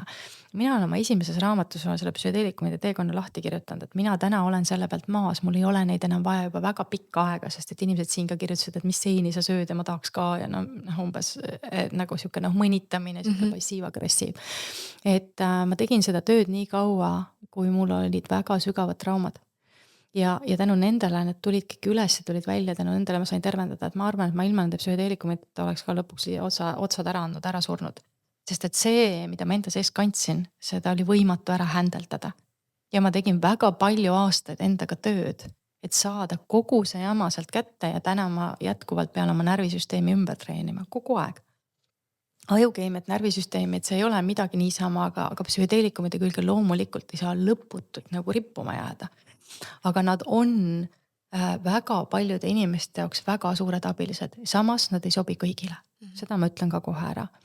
Aga mis siis juhtub sellel hetkel, kui tekib psühhoosiseisund ja psühhoosiseisund tihti tekib üldse kanepiga, mida mina üldse nii väga palju ei poolda ja tekib siis näiteks LSD või psülotsabiiniga võib tekkida, on see, et meie psühhedeelik tuleb sind lõõgastama ja meie hirmukeskus hakkab liiga tugevalt vastu suruma ehk oma meil ei julge lõõgastuda ega lõdvestada ja sealt tekib see ebakõla ja siis sa hakkad kinni hoidma ja psühhedeelik surub ühelt poolt ja sina surud teiselt poolt ja siis on sees sõda. Aga ühel hetkel see lahtub ära ja siis see läheb üle tavaliselt, aga on ka inimesi, kelle psüühika läheb seal ribadeks. Sellepärast on oluline ära tee seda üksinda kodus, ära tee seda teadmatult kuskil sõbraga, joon õlut juurde, mingid sellised, neid asju tuleb võtta tõsiselt. Täna meil on olemas juba legaalsed versioonid, kuidas neid asju teha, eks ju, minna teraapiasse, otsida omal inimesed, kes teavad sellest, mida teha. Et keegi ei saa kellelgi keelata midagi kodus teha, aga ära tee seda teadmatult, ära tee üksi, sest tõepoolest neid juhtumeid on, kus inimesi ära sureb ja midagi võib nagu nihu minna. Aga võrreldes sellega, kui palju inimesi alkoholiga ära sureb, haiglates ära sureb, ravimitega ära sureb, ma ei tea, see on nii palju. Näiteks ühe korra võeti see nimistu ette erinevat ainetest surmade arv siis teatud ainetega. Alkohol on kõige kõrgemal ja MDMA oli kõige madalamal näiteks. Näiteks MDMA-ga ei ole võimalik minna põhimõtteliselt psühhoosi. MDMA on nagu hästi-hästi äärmiselt lõõgastav ja traumatöös üks kõige paremaid tervendajaid. Meie hollandlasest terapeut, traumaterapeut, maailma üks tunnustatumaid Besser van der Kolk, kes on siis kirjutanud ka raamatu Kehapäev arvet, on siis samamoodi psühhedeelikumidega väga pikalt tööd teinud ja nad Ameerikas just hiljuti nad tahtsid saada, et siis MDMA saaks läbi siis kõik need faasid, need katsetusfaasid seal FDA-s, et siis ära aktsepteeriksid, nad olid juba 4. faasis tegelikult, $163 miljonit nende uuringute peale pannud ja siis jälle viimasest faasist ei lastud läbi. Ei taheta lasta seda nagu nii-öelda ametlikuks. Samas Kanadas sa võid minna poodi, registreerida ennast, seal on spetsiaalsed poed ja sa võid osta kõiki psühhedeelikuma. Kõiki. Kanadas. Appi kujuta ja samas toorpiim on neil keelatud. Jah, et sa võid minna, aga seal on poed, sest et mul sõbranna õde elab seal, kui ta käib seal, siis ta mingid asju sealt nagu saab kaasa võtta. Ta lähed sinna, sa registreerid lihtsalt ennast ära, tead, kes sa oled, sa võid minna, sul on kõik psühhedeelikumid olemas ja võid neid kasutada. Väga paljudes maailma riikides on nad dekriminaliseeritud, see tähendab seda, et sa võid neid müüa, aga mitte mingit probleemi ei ole sellest, kui sa neid ise kasutad. Jah. Et see on üks nagu selles mõttes täna veel nii-öelda avastamata ala teema, mida väga palju ei taha käsitleda, hästi palju inimestel on suur hirm, et see tõmbab mingisuguse jama kaela ja loomulikult ka osasid inimesi on siin eriti seoses selle kanepiga üritatud nii-öelda üles puua, eks ju, aga mina väga kanepit ise ei poolda seda, eriti seda suitsetamist, sest nüüd tuli välja ka Tucker Carlsoni intervjuu sellise arstiga nagu Doc Gaiman, kes on hästi tark, on hästi ajuspetsialist ja teadlane. Ja ta ütles ka, et nendel, kes kanepit suitsetavad pidevalt, on aju täiesti ära mürgitatud. Nii et ja ta ütleb isegi kohati kanep on ajule hullem kui alkohol. Et alkoholist mingid asjad nagu taastuvad ära. Nii et kes tahab, võib vaadata seda Tucker Carlsoni videot, kes inglise keelt jagab, või panete omale sinna subtiitrid alla. Aga et see, selles mõttes seal on nagu erinevaid teemasid, tõesti siin maailmas on ohud, aga täna on võimalik väga palju juba teha uurimustööd, täna on nii palju dokumentaale väljas. Hollandis on võimalik käia, teha erinevaid tseremooniaid, meil viiakse džunglisse aiavaskat tegema. Et ütleme niimoodi, et rohkem on neid, kes saavad tervendust, ma arvan, kui neid, kellega tegelikult päriselt midagi juhtub. et see on ikkagi üliharv, et inimene psühhedeelikumid ära sureb lihtsalt, kui seda juhtub, sellest tehakse hull story. Aga kõikidest nendest, kuidas iga päev sureb, ma arvan, 100 miljonit alkoholi kätte, sest ei tee keegi mitte mingi story, see on tavaline. Jah, nii et sinu selle tervenemise keskseks punktiks on see, et sa saad hakata tervendama oma närvisüsteemi. Lõdvestuma. Ja sa pead hakkama just nimelt lõdvestuma ja sa pead aitama selle vaagusnärvi sealt sellest hirmukanalist välja. Et vaagusnärv kogu aeg skaneerib nii välja poole, eks ole, kui ka keha sisest seisundit. Ehk ta võtab informatsiooni sealt. Ja kui vaagusnärv jookseb siis ajust alla kuni kõhuni välja, siis ta suhtleb veel siis nagu selle seedimise ja kõigega. Ja kui sul on kõhus on ärevus, ta saadab siit signaali, kõhus on ärevus, selge meil noht ja siis saadab üles ja siis nad omavahel lasevad siin kogu aeg ja täpselt sama seis on. Et sa pead selle vaagusnärvi suutma saama maha rahustada, sellepärast hingamistehnikad on väga head, erinevad joogatehnikad on väga head, meditatsioonid on väga head, meditatsioonis sa annad selle, et sa õpetad ajule, et ta ei pea olema enam ohuseisundis, ta ei pea olema enam ülemõtlemisseisundis, kohe räägime ajulainetest ka. Aga ühesõnaga sa pead ise ennast hakkama ümber treenima, välja tooma. Ja tead, mis kõige pullim on see, et niiga kui sa elad ohuseisundist oma sisemises hirmus, siis väline peegeldab sulle kogu aeg seda vastu. Sul on kogu aeg, elu on täis ohtu hirmu, ükskõik mis otsast. Suhetes, raha asjades, mis iganes. Ja kui sa oma sisemist seisundit muutma hakkad, siis väli hakkab sulle peegeldama vastu teistsugust reaalsust. Inimene ei saa aru seda. Seepärast ma ütlesin, et kloonid saavad ainult väljapoolt asju teha. Aga inimesel on vastupidi. Inimene peab aru saama, et enne ei tule see suur raha, enne ei tule see hea partner, enne ei tule see, ma ei tea, mida iganes ma otsin. No vahel tuleb, aga üldiselt mitte, kui ma ei ole oma sisemist seisundit muutnud. Ja see on see, mida koolis meile mitte keegi ei õpeta. Inimese reaalsusloome on läbi sisemise seisundi ehk selle, kuidas ma ennast tunnen. See määrab ära selle tunde, mis reaalsus sulle väljapoolt tagasi peegeldab kogu aeg. Ma toon hea näite. Mul oli üks klient, kes rääkis mulle, et istub õhtul diivanil, kuuleb pauke, mõtles Venemaa tuleb pommitama. Siis vaatab aknast välja, oli ilutulestik. Ma kuulen pauku, ma lähen kohe akna peale, kus ilutulestik on, ja ma ei mõtle mingi pommitamise või negatiivse asja peale siin, et täpselt, mis su sees toimub. Sest et sa ei näe, eks ju, sa ei näe asju nii, nagu need on, vaid sa näed neid nii, nagu sina oled. Ja kui sinul on hästi suur hirm kogu aeg, sa näed kõiki üle võlli võimendatud. Aga nagu sa just ütsid enne. Jaa, aga kui su närvisüsteemis on see väga suur pinge, kui sa oled elanud nagu sellises tasandis, et sul on hästi-hästi, sa oled kogu aeg terve elu on ainult ohtul. Sul ei olegi ühtegi kohta, kus sa saaksid rahulikult olla. Kõik on kogu aeg stress, kõik on hirm, kõik on oht, kõik kukub kohe kokku. Ja siis proovi seal selles seisundis lõdvestuda. Ja see on huvitav, et psühhedeelikumides ja päris elus on sama asi. Mõlemad tahavad meid panna lõdvestuma. Psühhedeelikumides sama asi, inimesed julge lõdvestuda, nad viimase hetkeni hambad ristis, ma ise samamoodi olen vastu hoidnud. Ja siis sa saad niimoodi selle psühhedeelikumi käest peksa. Ja siis ühel hetkel tuled sealt välja, natukene said võib-olla vabamaks, natuke said midagi lahti. Aga nendes hetkedes, kus sa suudad lahti lasta, vahel öö jooksul võib-olla 15 korda järjest ära surra. Need on kõige ilusamad hommikud, sest et midagi suurt on vabanenud, midagi suurt on ära läinud, mingi suur muutus on tekkinud. Ja elus samamoodi, et kui sa vaikselt hakkad lahti lastma, vaikselt lõõgastama, vaikselt usaldama, siis tuleb, elu hakkab kuidagi muutuma, mingi asi annab järgi, kuskilt mingi uus asi tuleb, keegi tuleb, aitab, toetab, hoiab. Et see naisenergia, kui ta tuleb sisse, siis ta mängib välja oma dünaamikad energia väljas, mida meesenergia kunagi ei mängi. Sest meesenergia on ratsionaalsus, jõuline, kontroll, surume, teeme, mõtleme läbi. Seal ei ole sellele teisele poolele, sellele maagilise poolele, et me ei tea, kuidas universum neid asju paika paneks. Me oma väikse piiratud mõistusega üritame kõike välja mõelda.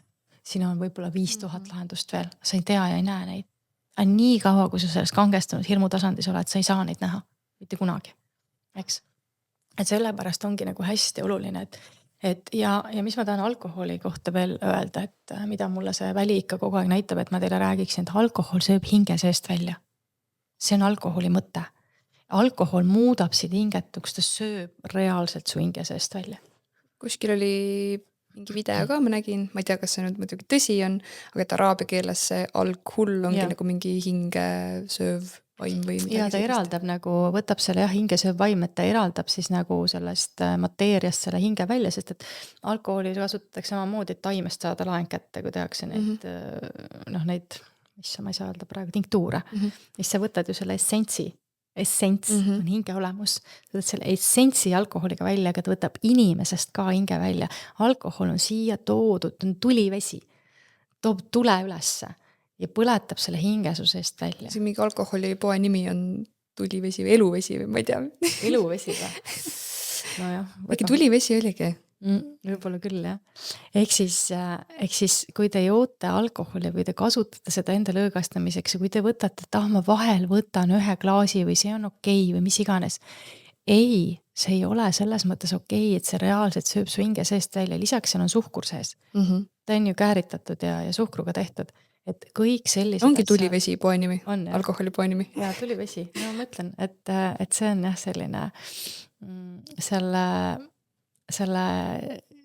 musta kuubika peal on juba huvitav pilv praegu selle taga. Näed sa või? Siuke nagu kettekujuline pilv. Hästi huvitav. Väga kummaline. Ehk inimese närvisüsteem on kõige kesksem ja Matrix teeb sellele kõige suurema rünnaku. Et sa kunagi ei saa ennast turda turvaliselt, et sul ei ole rahu, et sul ei ole seda kohta, kus sa saaksid et su kergus saaks tulla, lõõgastuda. Kui ma teen oma klientidega tööd ja siis me hakkame tervendama närvisüsteemi, ajukeemiat ja keha, väga paljudel avanevad võimed. Need võimed on seal peidus olnud kogu aeg, aga niikaua kui sa oled pinges ja krampis ja kinni, siis ma ei saa oma neid võimeid kätte, sest see pool lihtsalt minus ei avalda. Et me ei teagi, mida me kõike kaasas kanname. Inimeste mõistus hakkab teistmoodi tööle, äriideed tulevad, mingid uued loomingud, mida kõike, kui ma lõõgastun, kui ma saan tervemaks, kui ma tulen välja sellest, et appi ma kohe suren ära.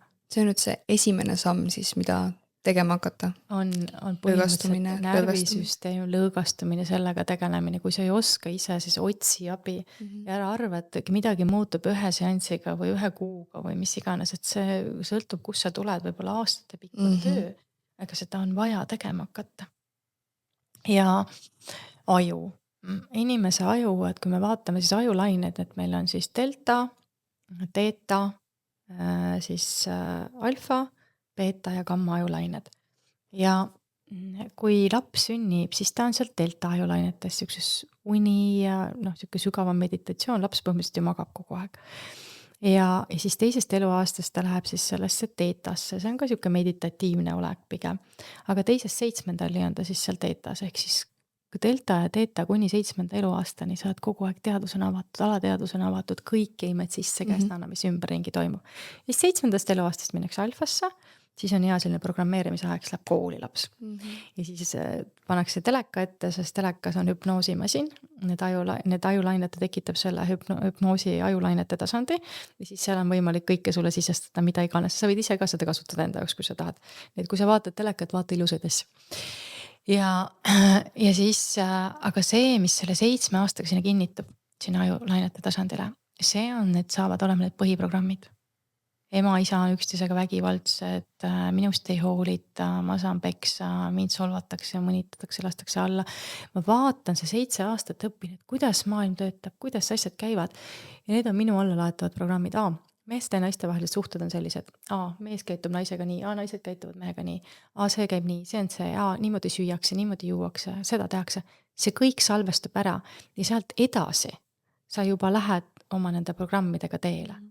Ja kui sul on olnud siis väga vägivaldne lapsepõlv, siis sina näed, et armastus on selline, lähisuhe on selline, hoolimine on selline, turvatunne on selline. Et näiteks, et kui ma oma lapsi armastan, siis ma röögin nende peale ja peksan neid. Sest et minu ema küll armastas mind nii. Ei ole nii, eks, et see on nagu, see on düsfunktsionaalne tegelikult. Aga me tuleme nende mustritega ja meie jaoks jääb see normaalsuseks. Ja nüüd siis, kui aju läheb sealt aktiivsemale tasandile, siis ta läheb, kui me teeme mingid aktiivsed, ma ei tea, käime seal, teeme tööd või keskendume, oleme koolis, õpime, teeme trenni, siis aju läheb beeta lainete tasandile. Ja eluohtlik olukord on kõrgbeeta. Kus siis on see, et silmad on selja taga ka, sest et ma pean kogu aeg skaneerima, mis toimub. See tähendab, et ajulained lähevad hästi kiireks. Vibratsioon läheb kõrgeks, aga sagedus läheb alla. Mul on kõrge vibra sees on ja ma olen kogu aeg nii-öelda ärevil. Ja nüüd siis, kui me seda tasandit, kui me jääme kogu aeg sellesse kõrgbeeta tasandisse, siis me ei rahune maha, närvisüsteem jääb nüüd sinna hirmu sisse kinni, ajulained jäävad hirmu sisse kinni, keha kangestub ära, kõik on kõik on kokku tõmbunud. Midagi vastu võtta enam ei suuda. Raha muuseas samamoodi ei saa joosta. Inimesed väga paljud tegelikult raha teema, et miks raha ei tule. Aga kui sa oled nagu kivitükk, siis mitte ükski asi ei tule, sest ruumi pole vastu võtta, midagi ei voola, midagi ei lähe sisse, midagi ei lähe välja. Et näiteks see on üks asi, et kui ma tahan raha saada, aga siis samas mul on võlad, mul on vaesus, mul on puudus, kuidas ma lõdvestun selles. Lõdvestuma peaks hakkama no matter what. Vahet ei ole, mis sinu seisund on ja vahet ei ole, mis ümber toimub. Lihtsalt unusta ära kõik need maatriksi programmid. Unusta ära. Võlateema on üks hullult suur teema meie ühiskonnas, sest et täna just ka käisime lõunal ja rääkisime toreda naisterahvaga, et kui me tulime sealt Vene ajast, siis kõik olid justkui nagu mingisugust puudust elanud. Samas omamoodi ei olnud. Tegelikult kõik, mis vaja oli olemas. Ja siis tuli järsku see Eesti aeg ja piirid läksid vabaks ja sai värvilist raati ja kilekotte ja kõike tuua ja nätsu ja siis ühel hetkel tulid pangad ja hakkasid laenu andma ja siis sa said, mina mäletan ka, ostsime korterid, ostsime majad ja siis hakkasime maja peal laenu võtma, võimendasime kogu aeg seda ja siis tuli krahh ühel hetkel. Et siin on see energiajäävuse seadus, et see võlaenergia on maatriksi energia, sest neil ei ole midagi, nemad saavad ainult võlgade peale üles ehitada asjad. Aga inimene peab, enne kui tahab midagi suurt saada, ta peab selle energia sisse panema ja siis see tuleb tagasi. Eks sa panustad nii palju oma eluenergiat, et sa saad selle täpselt tagasi. Aga mitte see, et sa saad, kui sa võtsid nüüd sellest pangast selle, ilma enne seda energiat sisse pand, siis tähendab seda, et sa jäid orjusesse. Eks sa oled nüüd ju kellelegi võlgu selle, sa ei ole ise seda ette ära teinud, vaid ma võtsin selle energia ette ja ma teen tagant järgi. Aga see, mille sa võtsid, sa ei tea, kas sul on ressurssi seda tagant järgi ära teha ja kui sa võtad ette, siis sa ei tea, kui suur see koorem tegelikult on. See on see probleem. Ja võlg on see maatriksi jälle lemmik tööriist, millega inimene viia hirmu ellujäämisseisundisse ja ma annan sulle ette ära. Ja tegelikult see võlg on illusoorne, sest et inimesel võlga ei ole, maatriksil endal on võlg ja maatriks võtab inimese arvelt kogu aeg. Et täna on hästi palju seda, et väga palju peaks nagu läbi mõtlema kogu seda võlateemat. Mina olen öelnud, mina koduena mitte kunagi pangalaenuga ei osta peale seda eelmist majanduskrahhi. Et ma enne rendin, sest rendiga ma saan, kõik mis mul juhtub elus, kui mu olukord muutub, siis ma saan muuta seda. Ma ei ole selle panga orjuses enam kinni. Aga kui ma olen mingi asjaga kinni, siis ma ei saa ju seda muuta. Täna inimesed lähevad reisile, ostavad omal asju, kõik on järelmaks, igal pool on ju, kui palju sul seda järelmaks on. Mina olin ka kunagi samamoodi, see hetkel oli sul igakuine järelmaks juba 100 ja 100 eurosid kõik kokku, eks ju. Ja siis hakkad seda ära maksma, et ka platsi tühjaks teha, et ühel hetkel said nagu selle platsi puhtaks, et ei oleks seda enam. Aga see on päris karm, mis nagu toimub. Ja siis see ongi see koht, et ma ei saa lõõgastada.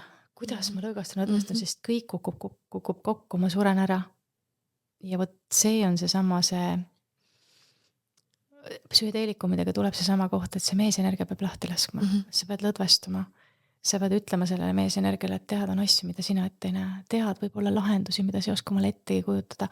Aga me enne ei saa teada, kui sa ei luba seda naisenergial tulla ja oma lahendust näidata, oma viisi, oma võimalusi. Sest naisenergia ei saa vägisi tulla. Ta ootab, ta on seal rahulikult olemas sinu jaoks. Aga tema saab omad asjad sulle pakkuda siis, kui sa vastu võtad. Sa pead lubama tal tulla. Ja vastu võtma. Ma ei saa. Näiteks osad inimesed võtab psühhedeelikuma sisse, neil midagi ei toimu. Istuvad ja tundide viisi ja ei ole midagi. Ma räägin, et väga tore, lõdvestada on vaja. Sa pead lõõgastuma. Taim ei saa vägisi suga midagi teha. Mõistad? Et sina pead andma talle loa toimetada, ehk ma pean lubama. Aga osad inimesed on nii pinges, nad ei luba mitte midagi. Ja siis, et ma mõistan, me ei ole seda armastavat ema, seda jumalikku naisenergiat, seda hoitust, seda kõik, seda pole nii ammu olnud. Sa ei tea, et see eksisteerib, kuidas ma saan sinna lõdvestada. Aga proovi väikeste sammudega. Et mina oma klientide jaoks olen teinud praktika, kus me alustame 15 minutist päevas. 5 minutit kehale, 5 minutit hingamist, 5 minutit meditsiooni. 15 minutit päevas, see pole palju. Hingame alguses ainult 3 minutit, see võib natuke hinge kinni ja hästi vaikselt, et süsteem hakkaks usaldama, lõdvestama, et tekiks see avardumine. Nagu sa ütlesid, lihtsalt proovi. Kaotada pole ju midagi. Jaa, hästi vaikselt või alusta sellest magneesiumist. Luba temal kas või tulla, hakata sind lõdvestama ja luba siis nii-öelda sellele avardumisele hästi.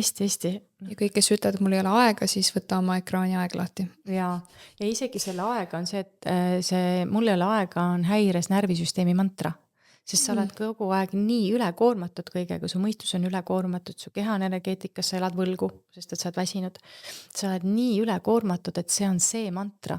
Nii kui sa maha rahuned, kohe tuleb aega juurde, sest su mõistus hakkab nägema asju teistmoodi, sa hakkad asju hoomama teistmoodi, sa hakkad tegema teistmoodi, sa suudad mingeid asju organiseerida, sa suudad mingeid asju kõrvale sa hakkad ise aega kontrollima, on ju, et kui kiiresti või kui aeglaselt see aeg läheb.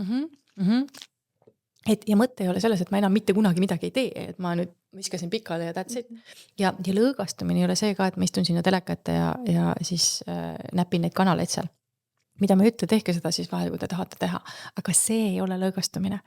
Et lõõgastumine, lõdvestumine ongi need praktikad või vaikuses, täielikus vaikuses olemine, üksinda ja sellest me juba rääkisime ja loodusesse minemine. Need on päris need hetked, kus saab siis see ruum nii-öelda tekkida, kus sul tekib koht midagi üldse hakata vastu võtma. Ja praegu inimkonnal on see aeg ees, oma hinge tervendamine, see on nagu kõige olulisem asi üldse.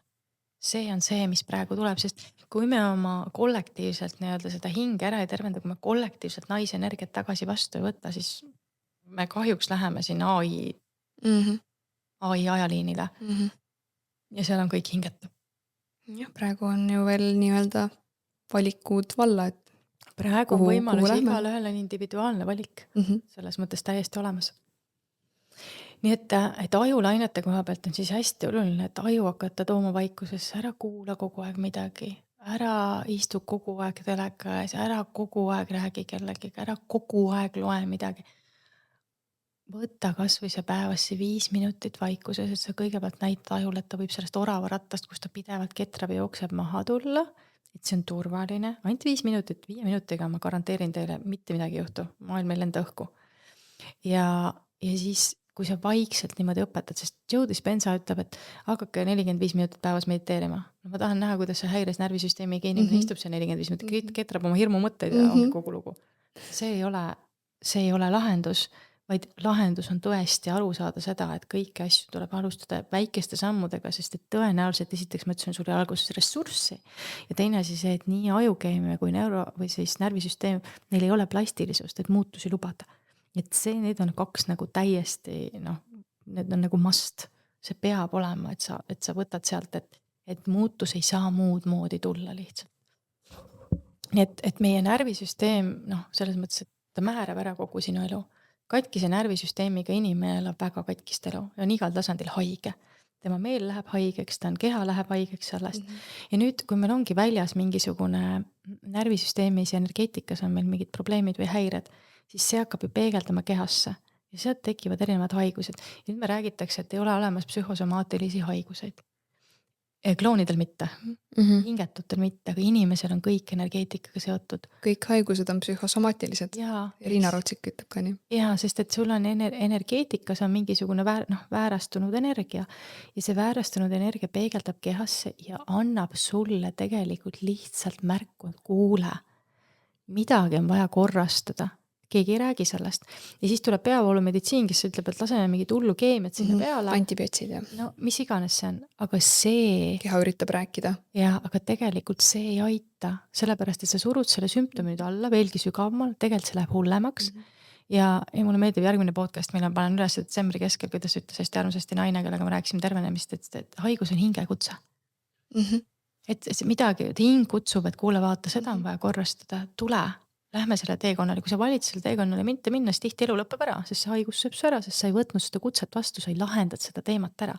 Nii hästi öeldud. Ja, et mulle meeldis ka see, et see on hingekutse, see on nii ilusti tuli välja sealt, sest tema valis oma hingekutset jälgida, tervendas ennast ja läks sellele teekonnale ja sealt tegivad väga sügavad vaimsed avanemised, ärkamised, elumuutused, ma ei tea mis, ja kui te kuulate seda lugu, siis te näete ka seal, et ainuke, mida ta tegema hakkas, oligi see, et ta tegelikult lubas lõõgastuda, lubas selle naisenergia tulla, hakkas joogat tegema, hakkas mediteerima muuseas, hakkas kõiki neid asju tegema, mida ma siin täna räägin. Et need asjad ei ole meile niisama antud, need lihtsalt tööriistad, aga inimene ei tee seda. Et kui sa lõputult näiteks jõusaalis käid, mehelik energia, aga sa ei venita ennast. Sa ei lase ennast sinna pikka, mõnusasse, pehmesse venitusse, energia ei saa voolata, sa oled kivikõvaks jälle. Nii et kõikides asjades peab leidma selle naise meesenergia tasakaalu ja see, ma hästi pikka aega mõtlesin ma olen mõelnud nagu kogu kosmilise loomingu peale, et noh, kõik räägivad näiteks, et maa on emake maa ja siis, et näiteks, et isake taevas või et päike on meesenergia ja siis ma kogu aeg mõtlen, mul on julm error seal sees, mõtlen, et no ei ole nii, noh, et ei ole, et maa on emake maa ja ei ole, et päike on meesenergia, päikses on soojus ja pehmus, see on naisenergia, samas maas on olemas meesenergiat. Maas on turvatunne, see füüsiline ratsionaalsus, reaalsus, maandus, kõik meesenergia. Ja siis ma järsku ühel päeval istusin, ma olin seda vastust nii kaua otsinud ja siis mulle järsku näidatakse, et vaata seda, keegi küsis, mis rist sul kaelas on. Et mul on see igavese elu sümbol kaelas, on ju, elurist kaelas. Et kõik 4 energiat ülevalt alt ja vasakult parem, et noh, meesenergia, naisenergia justkui. Need on kõik 8. Ehk siis igas 8 on ju 2 energiat. Ehk maa on nii mees kui naisenergia, tas on mõlemad olemas. Taevas on nii mees kui naisenergia, päikeses on nii mees kui energia, minus ja sinus on nii nais kui meesenergia. Selles ongi asi, et harmoonilisel algallika koos loomise tasandil on igal pool 2 energiat kõiges koos, nad teevad kõiges koostööd. Tuli meesenergia siis, kui ta põletab, puhastab, ma ei tea, hävitab, on ju. Aga tule soojus ja pehmus. See on naisenergia, päike on ju soe, pehme, avardab. Meesenergia on kokkutõmbamine, on ju siuke tugev, jõuline. Ja siis samamoodi ja naisenergia on ju pehme ja avardab. Need mõlemad energiat on mõlemis teineteises, nad ei ole kunagi tegelikult eraldi eksisteerivad, mitte iialgi. Nii et seda, et me ütleme, et on emake maa, see on vale, see on ema isake maa. Ja siin on nendes kõikides selles risti sees näitaski lõpuks mulle ära, et vaata. Ja sellest tekib see terviklik ühine looming ja sellepärast see kloonide ja hingetute maailm on väärastunud, et see on ainult meesenergias loodud. Ja, võtame kas või selle sümboli, mida praegu kasutatakse muidugi apteekidel on ja aga kus on see peeker ja seal ei ole ju ainult 1 uss, seal on 2 ussi, mis põimuvad niimoodi võrdselt, ongi meesenergia, naisenergia ja need on tasakaalus. Ja sellest tekib tasakaalus maailm. Nii et meie sees ka, me ei saa olla kiiva ühele poole, sellest ma ütlesin näiteks, et eelmine kord, et hakake oma vasakut kätt kasutama, et te saaksite oma selle vasaku ajupoolkera tööle. Aga kui sa ainult oma ajul paned mees ja naispoole tööle, aga südamele ei pane. Näiteks jääd ainult egosse ja siis sul siit küll loovus jookseb ja mingid asjad jooksevad, aga siin on ikka see egotasand on ju, ja oma tunteid ei tunne ja kurbust ja valu ei julge kogeda, no ja nii edasi, eks ju. Et siis ei saa, see ei tööta niimoodi. Et sa pead leidma nagu kõikides aspektides ja mida rohkem sa lõõgastud ja lõdvestud, eks ju, siis aju ja südame vahel tekib koherentsus, seedimine läheb korda.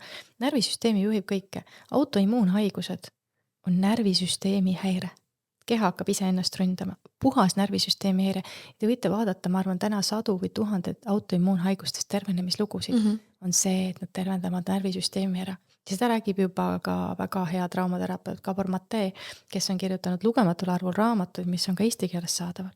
Tema räägib traumast ja mida see inimesega teeb ja räägib autoimmuunhaigestest. Temal on raamat, kui keha ütleb ei. Tema räägib seal spetsiifiliselt. Natuke rasked raamatud võib mõnes mõttes lugeda, aga väga silmi avardavad. Ja eriti, kes on huvitanud sellistest asjadest. Et selles mõttes oluline on mõista seda, et katkise närvisüsteemiga sul ei ole mingit elu. Lihtsalt ei ole.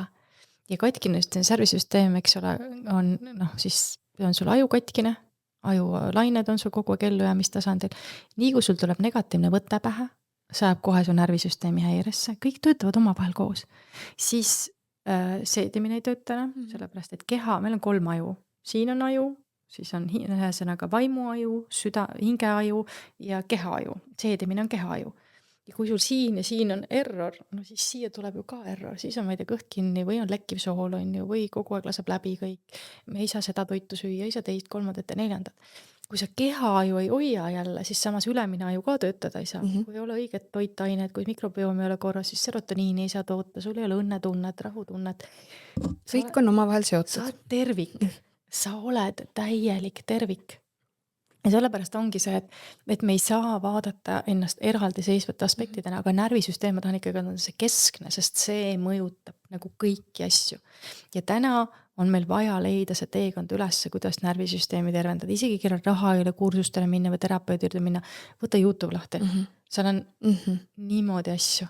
Või võta sealt YouTube'ist need mingi 888, 111, mis iganes muusikat, pane klapid pähe, istu päevast tund aega lihtsalt. See rahustab ajulained näiteks maha. sul hakkab mingisugune lõõgastumine juba sees tekkima. Joogaharjutusi on miljoneid seal, ära tee kiiret joogat, rahulikku yin või hatha joogat, võta üks poos, ole selles pikalt. Aga alguses ka hakka vaikselt pikendama, mitte nagu kiiresti. Vabastavaid hingamisi, YouTube jälle täis. Võta sealt kätte, hakka vaikselt midagi tegema, proovi katseta, mis sulle sobib, mis sulle ei sobi, eks. Aga paljud asjad, mis ma siin olen eelnevates episoodides rääkinud, nüüd tuleme selle keha juurde korraks, et see keha kannab kõike seda. Keha kannab kogu sinu seda katkist närvisüsteemi, seda katkist aju ja tema kannatab kõige all. Et neerupealsed lähevad läbi, eks ju, inimesed tekivad infarktid, insultid, mis iganes, keha ei pea vastu selle pidevale pinges olemisele. Ja sellepärast ma ütlesin, et tee oma toidulaud puhtaks, sest seal tekib kohe ressurss juurde. No ma võin nüüd jälle öelda, et ma nüüd tükk aega on ju sealt suhkru pealt maas olnud ja no see on ikka väga hea. See, mis nagu toimub, ma just enne saadet ütlesin Agelale ka ja mul öösel toidatakse mind suhkruga kogu aeg, kookide ja värkide ja millega. See näitab, kui oluline see on sellele teisele astraalmaailmale, miks mul iga öösel suhkrut sisse topitakse, kui mingit vahet ei ole. Et see tegelikult ikka sügavalt uimastab. Ja ma pean ütlema ka, ma ei taha puuvilju enam. Ma panen selle puuvilju suhu, ma reaalselt ei taha, ma sütan suust. See on suhkur. No ta on suhkur. Vahet ei ole, kas on Snickers või banaan, keha ei loe silti, keha ei loe pakendit. Ja no ta natukene töötleb teistmoodi, kui sa paned mingid asjad valkudega kokku, saab midagi muuta. No jah, kui me räägime juba koos tarbimisest või midagi, see on miksimisest, aga keha pakendeid ei loe, jah. Et selles mõttes jah, et kui veresuhkur tõuseb, eks ole, sa panid ikkagi seda kütust sinna sisse. Jah, suhkur on suhkur. Ja tõepoolest ma näen ise ka seda, et täiesti minu töö tegemise kvaliteet on muutunud. See, kuidas mu meel töötab, kui palju ma jõuan ära teha, kui palju mul on uusi ideid või vastupidi mingites asjades on rohkem maandatud. Et kui sa, et mine õigel ajal magama, eks, ära vaata kogu aeg, ma räägin, et ära ka vaata pidevalt midagi, et su keha on kogu aeg koormatud, kogu aeg stressis ja pinges, sest mis iganes informatsioon, sealt tuleb keha ju ka seda võtta. Vaata, need on tegelikult asjad, mida inimene nagu teab, aga ei tee. Ei tee sellepärast, et inimene on üks suur harjumuste kogumik. Sa oled harjunud teatud seisundis olema. Sa oled harjunud teatud närvisüsteemi seisundis elama. Sa oled harjunud, et su aju mõtleb ja töötab teistmoodi. Vaata, Joe Dispenza ütleb ka seda, et ma ütlen nüüd inglise keeles, ma tõlgin selle eesti keelde pärast, et in order to change your personal reality, you have to change your personality. Et selleks, et muuta ära oma isiklikku reaalsust, sa pead muutama ära selle, kes sa isikuna oled. Nagu, milline on su iseloom? Sa ei saa selle vana iseloomu peale ehitada üles uut reaalsust ja mina räägin seda, et sa pead enne hakkama ennast tundma hästi, kui sa saad elada head elu. Ja see on selles mõttes jumalast õige, et ma tihti oma õpilaste gruppidele ka öelnud, et kui sa nüüd mõtled, et sa oled see heas suhtes ja sul on, ma ei tea, keha on terve ja sul on rahaline küllus, 3 asja, mida kõik tahavad saada, siis kuidas sa ennast seal tunneksid? Eks, milline on see sinu sisemine tunne juba selles asjas nii. Ja nüüd mõtle selle peale, milliste harjumustega on see inimene, kes suudab saavutada selle reaalsuse? Kas see on see, kes sa oled praegu? Tõenäoliselt mitte. Sa pead hakkama elama juba nii. Ja nii, et mõtle siis, et näiteks kui mul on see 1 miljon ja mul on see, ma ei tea, abikaasa ja mul on see terve keha. Kuidas ma siis käitun? Mida ma siis teen? Kui ma hommikul üles tõusen, mida ma esimene asja teed, kui mul ei ole kõik muremõtted kohe ei ole seljas?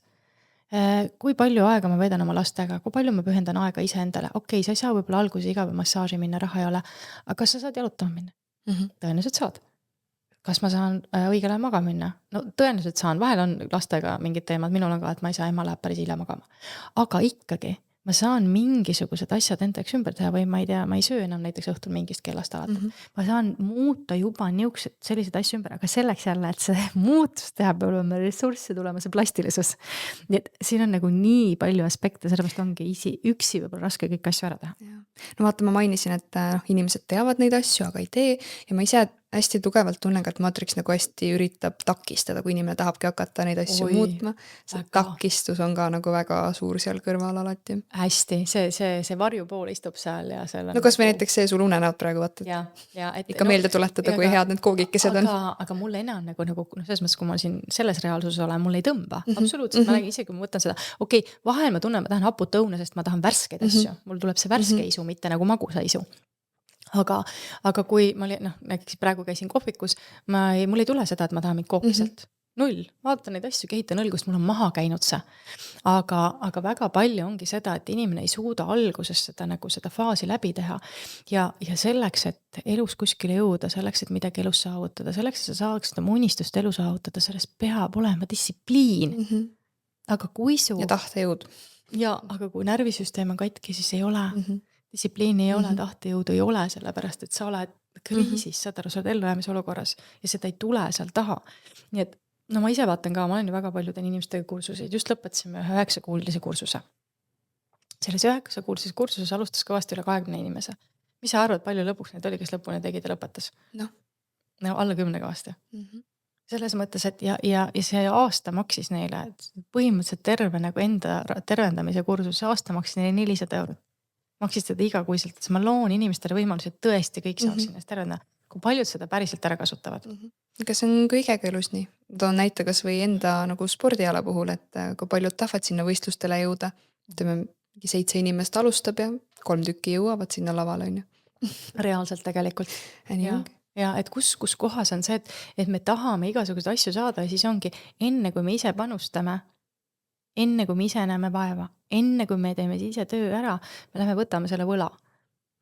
Ja siis me võtame juba selle hüve vastu, aga siis me ei ole seda tööd ära teinud ja siis see on julm koorem kaeras ja siis sa ägad selle all, sest sa ei saa sellega hakkama, sa ei suuda seda välja kanda. Tänast majandusolukorda või Eestis vaadates, eks, mida see tehakse. Et süsteemil on 2 otsa. Ühest küljest on ta väga tume ja kuri ja nagu just kui inimese vastu on ju. Aga teisest küljest on tal väga sügav inimeste arengule suunav impulss. Kas sa ei leia?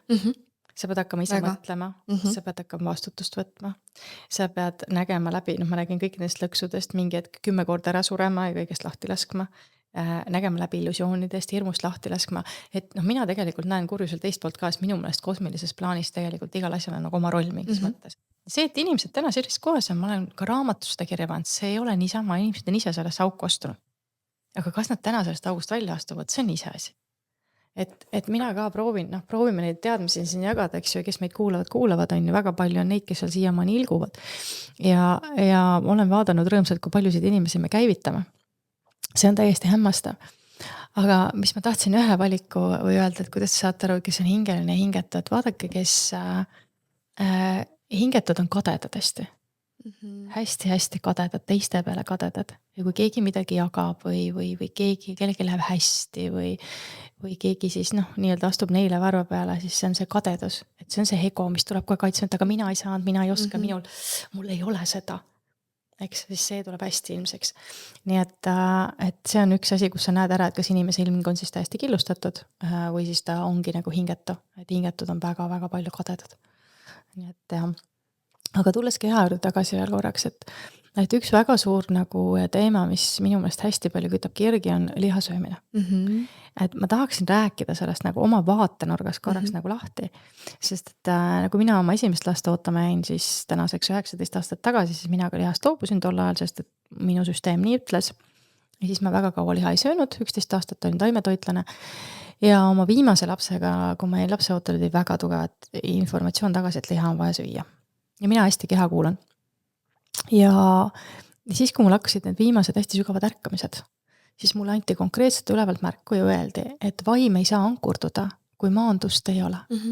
Ja liha on selle meheliku energia poole selle tihkuse või raskuse toob, aga kuna inimeste vaimu ja hinge energiat hakkavad uuesti lõimuma kehatasanditega, sest me oleme väga kaua olnud eraldatuses, siis küsimus on selles, et vaimu ja hinge energiat on nii kõrge sagedusega, et kui keha on habras, siis juhtub see, et hakkab ära laguna, aga mõistad, ei suuda selle energeetikat seda kanda välja.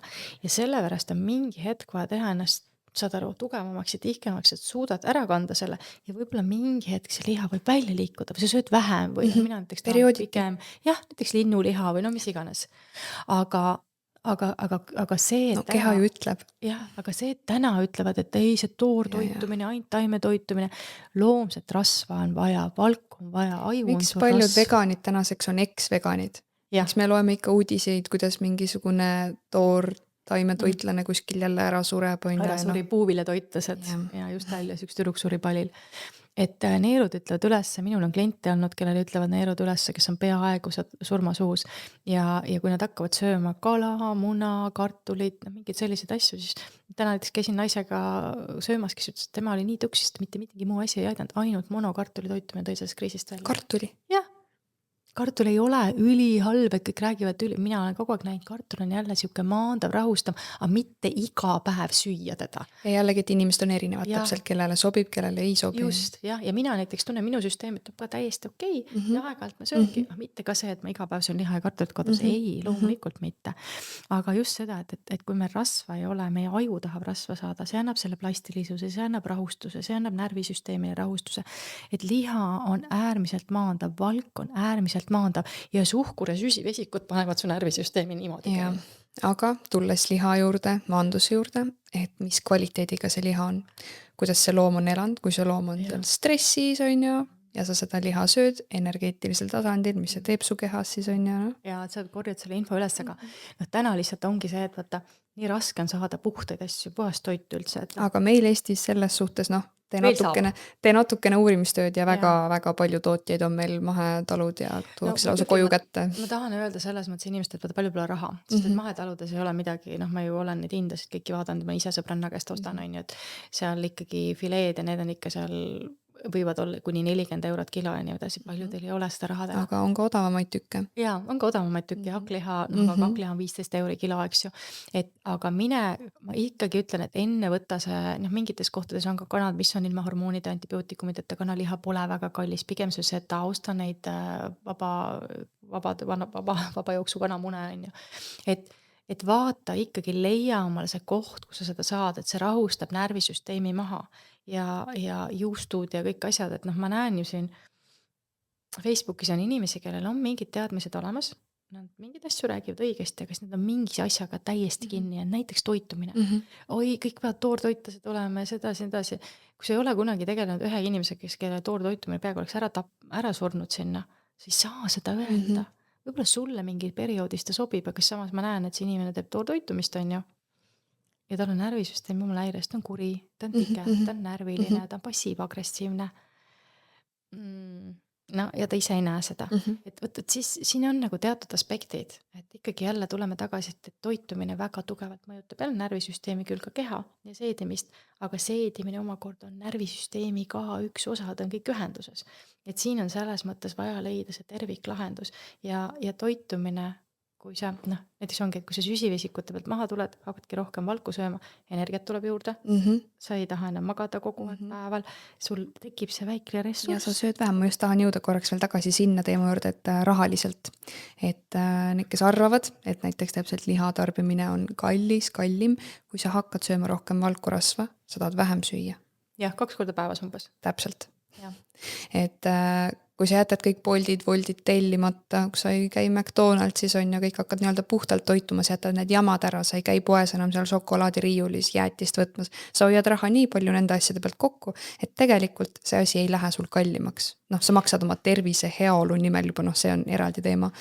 Aga muidugi on neid perekondi, kes ka neid asju ma lubada ei saa. See on juba kolmas valik. Et vaatame ka nagu otsa nendele perekondadele, sest ma näen just seda, et eks mulle või kellelegi või emale aeg-ajalt kirjutavad mõned inimesed on jumala suures kriisis, nagu igas mõttes.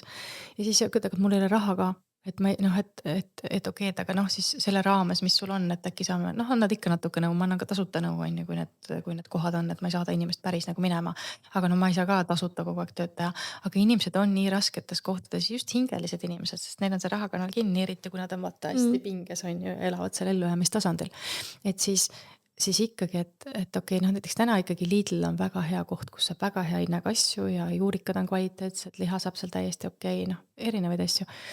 Et lähed siis võtta omale sealt näiteks, tatar on suhteliselt tervislik, eks ju, saad porgandit, peeti, mingid asjad, mis ei ole täna veel läinud hullult kalliks, et sa saad tegelikult tervislikult süüa. Ja siis võtta sealt see lihavalik, mis on nagu okei sinu jaoks. Et me räägisime Sergei Saadiga ka sellest, et ka et osadel ei ole raha, aga lihtsalt, et ikkagi proovi, et tõesti jätta igasugune, nii palju asju ära kui võimalik, osta selle võrra kvaliteetset, kõht on kauem täis, rohkem täis, pikemalt, energiat tuleb juurde, ressurssi tuleb juurde. Ja siis, kui energiat tuleb juurde, uued mõtted tekivad pähe. ja sa hakkad elu hoopis teistmoodi nägema või sa näed mingit olukorda, mis sa saad muuta, kuidagi saad välja mingist asjast minna. Et täna ongi ju põhiline see, et see hirm, mis ta teeb, on ju, ta tõmbab aju hästi kinni. Kõik on nagu hästi kokku tõmbunud. Sa ei näe mitte midagi enam. Sa näedki ainult seda, sa näedki hirmu. Nagu sa selle näite tõid, on ju, et keegi kuulis paugutamist. Aga tõenäoliselt ta vaatab hästi palju uudiseid, ma arvan. Et ilmselt see on sealt. Nii et ja üks asi, mis kindlasti on see, et vaata üle oma ressursid nagu selles mõttes ka tervenemise suhtes, et vaata, mida sa lubad oma energiaruumi. Vaata seda tõesti, et pane uudised kinni, nagu kindlasti, pane kinni negatiivsed inimesed. Võib-olla sa pead üldse eemaldama mingit sõpru, võib-olla sa pead peret eemaldama, ma ei tea, võib-olla sa pead suhtest välja tulema, sest et kõik see, mis sealt tuleb, me ei saa terveneda sõjatandril. No lihtsalt ei saa. Ja selleks on vahel vaja ennast kõigest eemaldada, otsida vaikne rahulik koht ja hakata seal vaikselt, ütled sõpradele, et ma võtan omale aasta praegu. Ma olen iseendaga, siis kui ma olen heas kohas, ma tulen tagasi. Ja siis üldse vaatame, millised sõpru ma tagasi tahan saada. Aga võib nii olla. Ja võib-olla sul on väga head sõbrad, kes seda protsessi toetavad ja kellega sa tunned ennast hästi koos. Aga vaata just üle see, et mida sa oma ruumi lubad ja mida see teeb sinuga. Sest et kui sa ruumis on kogu asjad, mis on närvisüsteemi jätkuvalt kogu aeg tulistavad seda kahest torust, siis see ei toimi, eks. Ja laste kohta ma tahan öelda, et lapsed on sinu närvisüsteemi pikendus. Absoluutselt, 100%. Kuidas sina oled, nii on sinu lapsed. Kui sa oled nende närvisüsteemi juba pärandanud neile oma katkise närvisüsteemi, see on väga keeruline. Neid sealt tagasi tuua ei ole lihtne, aga siis tuleb ennast kõigepealt tagasi välja sealt tuua ja siis hakata lapsi tagasi tooma, sest katkise närvisüsteemiga laps, kellel on, ma ei tea, kehalised probleemid, emotsionaalsed probleemid, mentaalsed probleemid, on tohutu koormus üle vanemale ja samamoodi hästi sügavalt närvisüsteemi häiresse ajab. Nii et siin on ka nagu oluline jälgida, et tervenemine hakkab pihta läbi väga mitmete erinevate tasandite. Aga põhiline ikkagi, mis meil siin täna siis läbi käis kõige rohkem, on see lõdvestumine, närvisüsteemi. Hakka õppima lõdvestuma, otsi abi, otsi terapeute, otsi internetist abi, mul ema teeb nüüd lõdvestusseminare, mine otsi see koht, kus saab hakata lõdvestama, õppi selgeks, mida see üldse tähendab, see ei ole kunagi lõdvestunud. Ja kindlasti see, et alkohol ei ole lõdvestamine. See on hästi oluline. Nii et kõik lõdvestuma, jätke oma mõtted, kommentaarid siia video alla. Ei unusta jagada sõprade ja perega, ei unusta subscribe vajutada. Ja vaatame, kuhu siis meid järgmised korrad meie teemad viivad ja 9. detsembril teeme siis Ausad naised podcasti juhi Elis Liivaruga teeme ka ühe vestlusõhtu. Ta on siis kutsunud mind vestlusõhtule, et kui te tahate mingid teemasid tulla sinna rääkima või küsima näiteks mingeid asju või tahate mingeid teemasid seal arutaksime, siis te võite teada anda ja võite tulla sellel õhtul osalema, et siis saab ka nii-öelda laivis võib-olla mingisuguseid teemasid nagu käsitlema hakata. Tallinnas siis? Tallinnas, Ärkel, sellises kohas nagu Ärkel, mis on siis Viru tänava alguses. Et olete kõik oodatud igal juhul seda ruumi meiega jagama. Näeme järgmine kord ja ennast lõdvestama. Ja hei! Tšau!